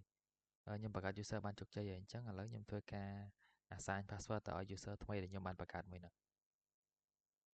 អញ្ចឹងយើងធ្វើការដាក់ password ទៅឲ្យ user សុករា sudo pass wd សុករាតមកទៀតវានឹងឲ្យយើងបំពេញនៅ password ដែលយើងចង់ដាក់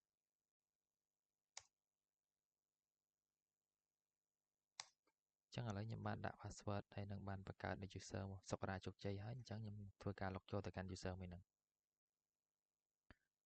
អញ្ចឹង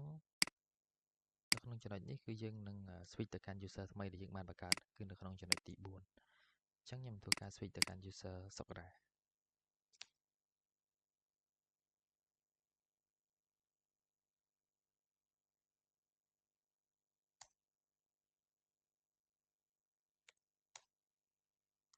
អញ្ចឹងឥឡូវនេះគឺខ្ញុំបានចូលទៅកាន់ user មួយឈ្មោះសុករាខ្ញុំធ្វើការបង្ហាញនៅអញ្ចឹងឥឡូវខ្ញុំធ្វើការ check មើលថាខ្ញុំបានចូលហើយនៅ យើងប្រើប្រាស់នៅ command who am I ចឹងវាបង្ហាញគឺ user Socra ដែលយើងកំពុងតែ log ចូលបច្ចុប្បន្ននេះចឹងឥឡូវយើងចូលដល់ command បន្តទៀតគឺការប្រើប្រាស់នៅ command pwd ដើម្បីបង្ហាញអំពី home directory ដែលយើងបានកំពុងតែនៅនឹងចឹងនេះជំរាបសួរលោកគ្រូនិងមិត្តភ័ក្តិទាំងអស់គ្នាខ្ញុំបាទឈ្មោះឈុនរតនាហើយនៅក្នុងវីដេអូនេះខ្ញុំនឹងនិយាយអំពីការងារ prepare សម្រាប់ midterm ដែលជាការងារទី2អញ្ចឹងនៅក្នុងការងារនេះគឺយើងមាន9ចំណុចដែលចំណុចនីមួយៗនេះគឺខ្ញុំបាន list នៅខាងក្រោមនេះហើយយើងនឹងចាប់ផ្ដើមអំពីចំណុចទី1រហូតដល់ចំណុចទី9ទាំងអស់គ្នាអញ្ចឹងនៅក្នុងចំណុចទី1នៅក្នុងចំណុចទី1គឺយើងត្រូវបង្កើតក្រុម3ដែលទី1គឺក្រុម developer ក្រុម UX UI ហើយនិងក្រុម DevOps អញ្ចឹងឥឡូវយើងចូលទៅកាន់ការងារទី1របស់យើងគឺបង្កើតក្រុមមួយសិនអញ្ចឹងឥឡូវខ្ញុំធ្វើការចូលទៅកាន់ Ubuntu server តាមរយៈ SSH ប្រើ PowerShell អញ្ចឹងឥឡូវខ្ញុំធ្វើការ remote ចូលទៅកាន់ Ubuntu server របស់ខ្ញុំអញ្ចឹងឥឡូវខ្ញុំចូលទៅកាន់ Ubuntu server របស់ខ្ញុំរួចរាល់ហើយឥឡូវខ្ញុំធ្វើការបង្កើតក្រុមមួយក្រុម3អញ្ចឹងខ្ញុំប្រើប្រាស់នៅ command sudo ក្រុម add អញ្ចឹងក្រុមដែលយើងត្រូវបង្កើតទី1គឺក្រុម developer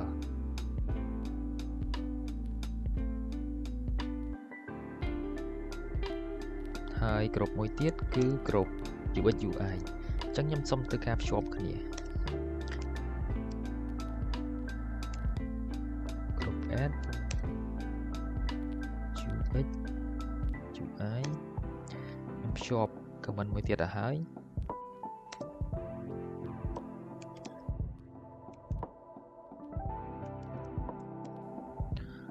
ក្រុម add អញ្ចឹងក្រុមមួយទៀតគឺក្រុម DevOps ធ្វើការចុច enter អញ្ចឹងឥឡូវដាក់ password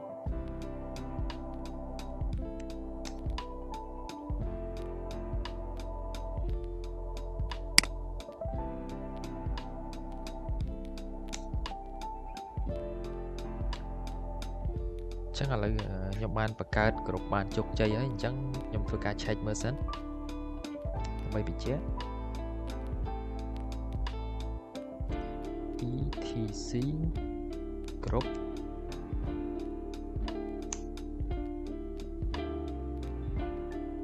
cat អញ្ចឹងមុននេះគឺយើងបានបង្កើតក្រុម3អញ្ចឹងវាមាន link នៅខាងក្រោមនេះ developer UX UI ហើយនិង DevOps អញ្ចឹងចំណុចទី1របស់យើងតាក់ទងជាមួយនឹងការបង្កើតក្រុមត្រូវបានបញ្ចប់ហើយអញ្ចឹងយើងចូលមកដល់ចំណុចទី2នេះចំណុចទី2គឺតាក់ទងជាមួយនឹងការលុបក្រុម developer ចេញ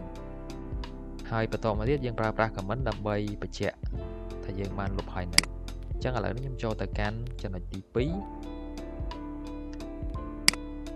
ខ្ញុំធ្វើការ delete ក្រុមប្រើប្រាស់នៅ command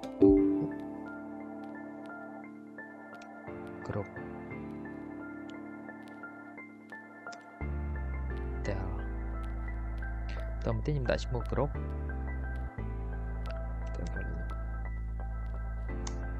អញ្ចឹងឥឡូវខ្ញុំបានលុបហើយអញ្ចឹងឥឡូវខ្ញុំធ្វើការបញ្ជាក់តើក្រុមរបស់យើងបានលុបហើយនៅអញ្ចឹងខ្ញុំប្រើប្រាស់នៅ command grab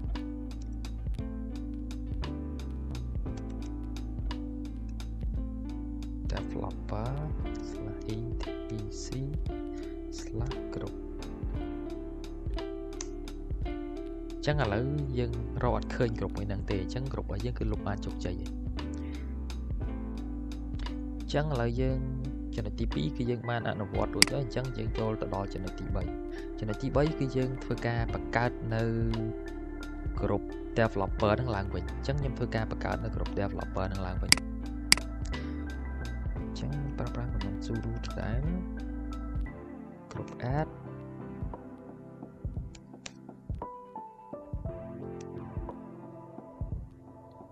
ក្រុម add developer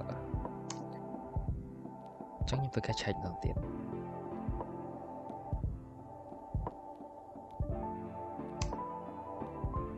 នេះgroup developer នេះគឺយើងបានបង្កើតជោគជ័យដែលវាមាន ID 1004 developer អញ្ចឹងនៅកន្លែងនេះគឺយើងបានអនុវត្តរួចហើយជាមួយចំណុចទី3អញ្ចឹងយើងចូលដល់ចំណុចទី4ចំណុចទី4គឺតាក់ទងជាមួយនឹងការបង្កើត file អញ្ចឹងនៅក្នុងនេះយើងត្រូវបង្កើត file ចំនួន3ទី1 developer process.tat ux ui process.tat ហើយនិង devops process.tat អញ្ចឹងឥឡូវខ្ញុំធ្វើការប្រើប្រាស់នៅ command ដើម្បីបង្កើត file ទាំង3ហ្នឹងអញ្ចឹងឥឡូវខ្ញុំប្រើប្រាស់នៅ command touch developer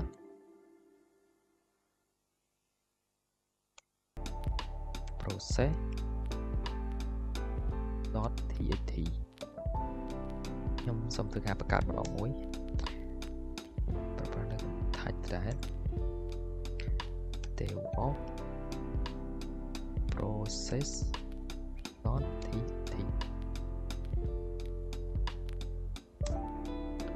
ទៀតយើងបង្កើតមួយចុងក្រោយ touch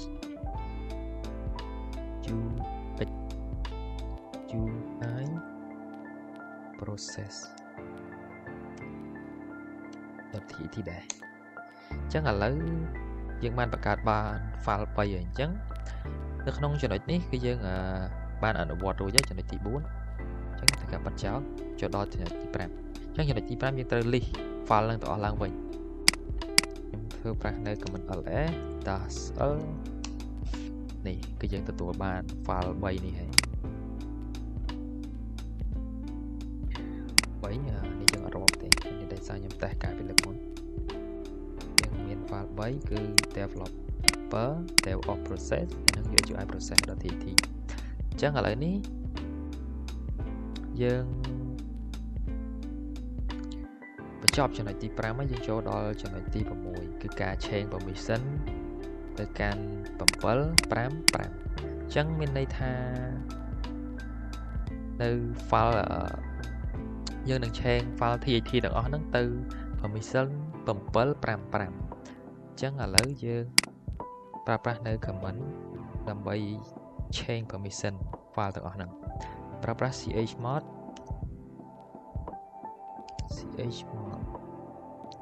ដល់មកទៀតខ្ញុំដាក់ permission ឲ្យវា755នេះមានន័យថាលេខ7គឺតំណាងឲ្យ owner ហើយលេខ5តំណាងឲ្យ group ហើយ5ចុងក្រោយនេះគឺតំណាងឲ្យ order អញ្ចឹង755នេះមានន័យថា owner គឺគាត់ full access លើមានន័យថាគាត់អាច read write ហើយនិង execute ហើយចំណែកទី5ចំណែកលេខ5ច្រឡំអញ្ចឹងនៅចំណែកលេខ5នេះគឺជា permission របស់ group អញ្ចឹង permission របស់ group លេខ5មានន័យថាអញ្ចឹងលេខ5គឺជា permission សម្រាប់ group អញ្ចឹង group មានលេខ5អញ្ចឹងមានន័យថា group អាច read ហើយនិង execute បានហើយចំណែកលេខ5ចុងក្រោយនេះគឺតំណាងឲ្យ order អញ្ចឹង order គឺគាត់អាច read ហើយនិង execute បានដែរអញ្ចឹងឥឡូវយើងត comment របស់យើងអញ្ចឹងយើងដាក់ permission 755សម្រាប់ឲ្យfile TXT ហ្នឹងដាក់សញ្ញាផ្កាយយើងដាក់ TXT អញ្ចឹងឡើយនេះបើសិនជាយើងចង់កំណត់ទៅលើ file ជាក់លាក់ណាមួយយើងអាចប្រើប្រាស់នៅឈ្មោះ file បន្តមកទៀតយើងដាក់ .txt ទៅឈ្មោះ file .txt អញ្ចឹងទៅប៉ុន្តែនេះកន្លែងនេះខ្ញុំមាន file 3អញ្ចឹង file 3ហ្នឹងខ្ញុំចង់ឲ្យវាមាន permission នឹងទាំងអស់ខ្ញុំប្រើប្រាស់ផ្កាយ .txt អញ្ចឹងឥឡូវខ្ញុំធ្វើការចុច enter បន្ទាប់ពីចុច enter ហើយវាបាន apply permission នឹងទៅកាន់ file នឹងជោគជ័យហើយអញ្ចឹងឥឡូវខ្ញុំធ្វើការចូលដល់ចំណុចទី7អញ្ចឹងចំណុចទី6គឺយើង change file permission នេះយើងប្រើបានជោគជ័យហើយអញ្ចឹងយើងចូលដល់ចំណុចទី7គឺយើង list file ធម្មតាទេអញ្ចឹងខ្ញុំប្រើប្រាស់នៅ command ls -l បន្តមកទៀតវានឹងបង្ហាញអំពី permission របស់ file ហើយនិងព័ត៌មានរបស់ file មួយហ្នឹងអញ្ចឹងយើងឃើញថា permission នៅនេះ វាបាន apply ឲ្យអញ្ចឹងឥឡូវយើងចូលទៅកាន់ចំណុចបន្ទាប់ទៀតអញ្ចឹងចំណុចទី7គឺបានរួចរាល់ហើយអញ្ចឹងយើងទៅកាន់ចំណុចបន្ទាប់ទៀតចំណុចបន្ទាប់គឺយើងត្រូវធ្វើតាក់ទងជាមួយនឹងការ assign សិទ្ធិទៅឲ្យ dev off group អញ្ចឹងgroup ផ្សេងបើសិនជា user ផ្សេងគាត់នៅ group developer ឬក៏ group UX UI គឺគាត់អាចអត់អាច access ទៅកាន់folder ឬក៏ file ដែលយើង assign permission ទៅឲ្យ group dev off ទេអញ្ចឹងឥឡូវយើងចាប់ផ្ដើមចំណុចទី8ទាំងអស់គ្នាអញ្ចឹងឥឡូវហ្នឹងដោយសារតែយើងត្រូវធ្វើការ test អញ្ចឹងយើងត្រូវតែមាន user ណាមួយនៅក្នុង group ដើម្បីយើងងាយស្រួលក្នុងការ test អញ្ចឹងឥឡូវខ្ញុំសូមធ្វើការបង្កើតនៅ user មួយសម្រាប់ test អញ្ចឹងឥឡូវនេះខ្ញុំកំពុងតែស្ថិតនៅក្នុង user ឈុនរតនាអញ្ចឹងឥឡូវខ្ញុំធ្វើការបង្កើតនៅ user ផ្សេងមួយទៀតអញ្ចឹងយើងប្រើប្រាស់នៅ sudo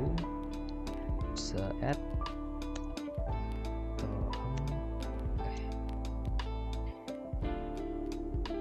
/bin pass ដើម្បីឲ្យវានៅក្នុង home directory អញ្ចឹងខ្ញុំដាក់ឈ្មោះថាបុប្ផា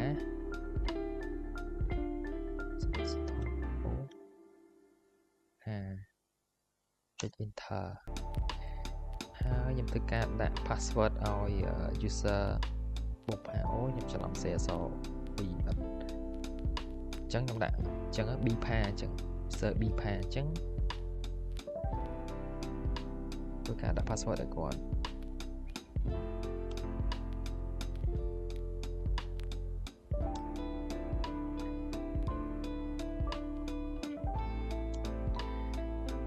ដាក់ user ឲ្យ user B ផា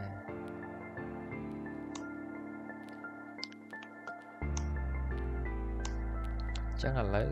password update successfully យើងដាក់ password បានជោគជ័យហើយបន្តមកទៀតយើង add user បុប្ផាហ្នឹងចូលទៅកាន់ group dev off អញ្ចឹងយើង add គាត់ចូលទៅក្នុង group dev off អញ្ចឹងយើងប្រើប្រាស់នៅ command sudo user mode -ag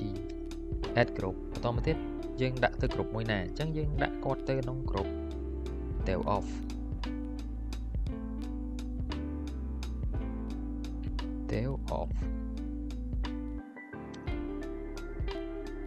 ជាងដាក់ user B ផាចូលទៅកាន់ group dev off អញ្ចឹងយើងដាក់ឈ្មោះគាត់ពីក្រោយមកអញ្ចឹងបន្ទាប់ពីចប់ command ខ្ញុំធ្វើការ enter ឥឡូវយើងធ្វើការឆែកទាំងអស់គ្នាតើ user B ផាហ្នឹងគាត់បានចូលទៅកាន់ group dev off ហើយនៅប្រើប្រាស់នៅជា cat មើល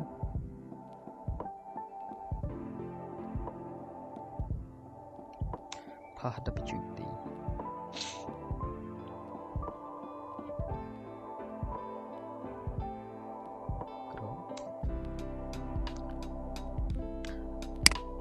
ចឹង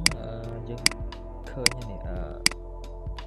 user B ផានេះគឺគាត់ស្ថិតនៅក្នុង group dev off អញ្ចឹងយើង add គាត់ទៅក្នុង group dev off បានជោគជ័យអញ្ចឹងឥឡូវបន្ទាប់ពីបង្កើត user មួយហើយដើម្បី test យើងចូលទៅកាន់ចំណុចរបស់យើងវិញ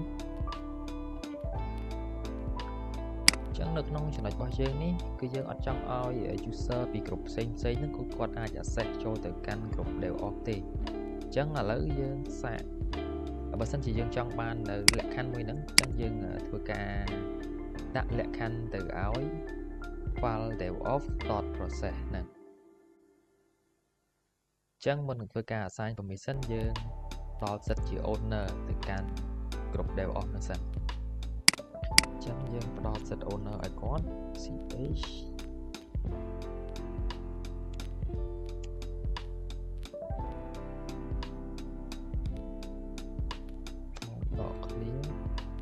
យើងដាក់ឈ្មោះគ្រប់មក dev off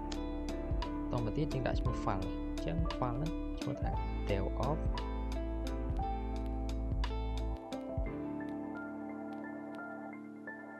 process.txt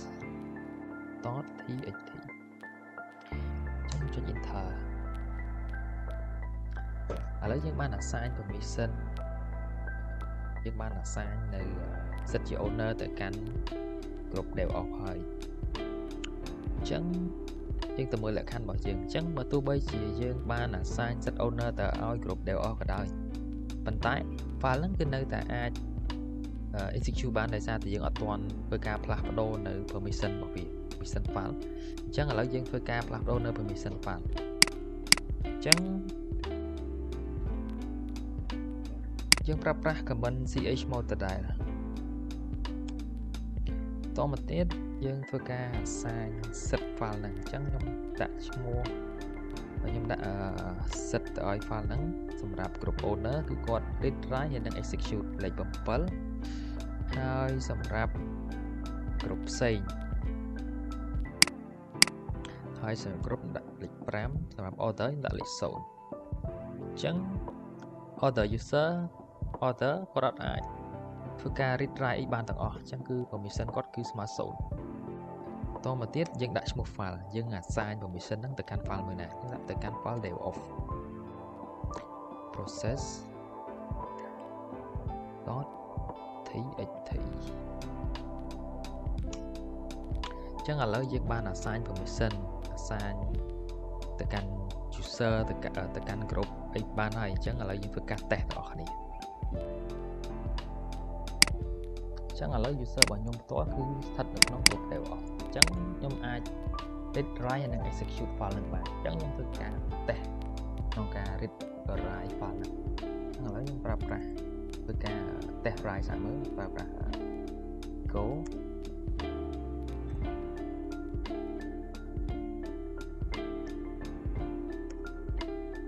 Linux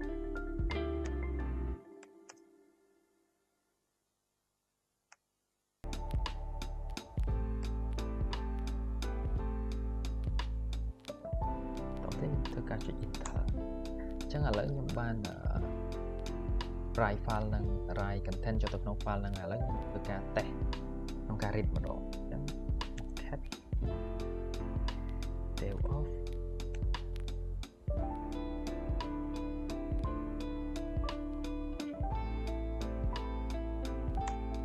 អញ្ចឹងខ្ញុំអាច read file នឹងបានខ្ញុំអាច write និង read file នឹងបានចុះ user ផ្សេង user សុកុយដែលយើង user ចុះ user ផ្សេង user ដែលយើងបានបង្កើតមុនហ្នឹងគឺ user bpa អញ្ចឹងតាមពិតទៅខ្ញុំត្រូវ test នៅក្នុងការ execute file មួយទៀតប៉ុន្តែវាជាប្រភេទ file txt អញ្ចឹងចំណុចនេះសុំឡងហើយឥឡូវយើងចូលទៅកាន់ user beta ម្ដងអញ្ចឹងយើងប្រើប្រាស់ sudo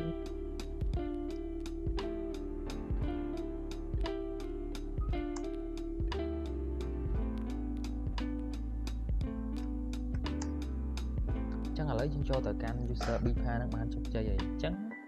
គាត់ permission របស់គាត់គឺលេខ5អញ្ចឹងលេខ5គឺគាត់អាចត្រឹមតែ read ហើយនិង execute ទេអញ្ចឹងឥឡូវយើងធ្វើការ test ទាំងអស់គ្នាអញ្ចឹងឥឡូវប្រើប្រាស់នៅ command cat អញ្ចឹងយើង test ដំបូងយើងធ្វើការ read សិនបន្ទាប់ទៀតយើងដាក់ file មួយនឹងទៅ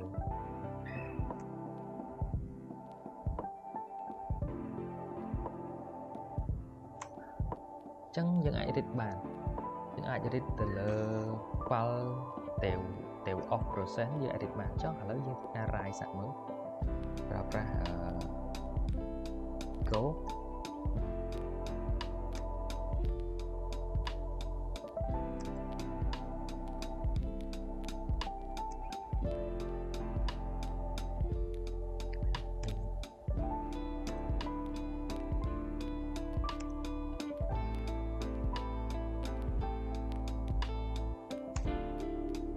ចឹងយើងឃើញថានៅពេលដែលយើងធ្វើការ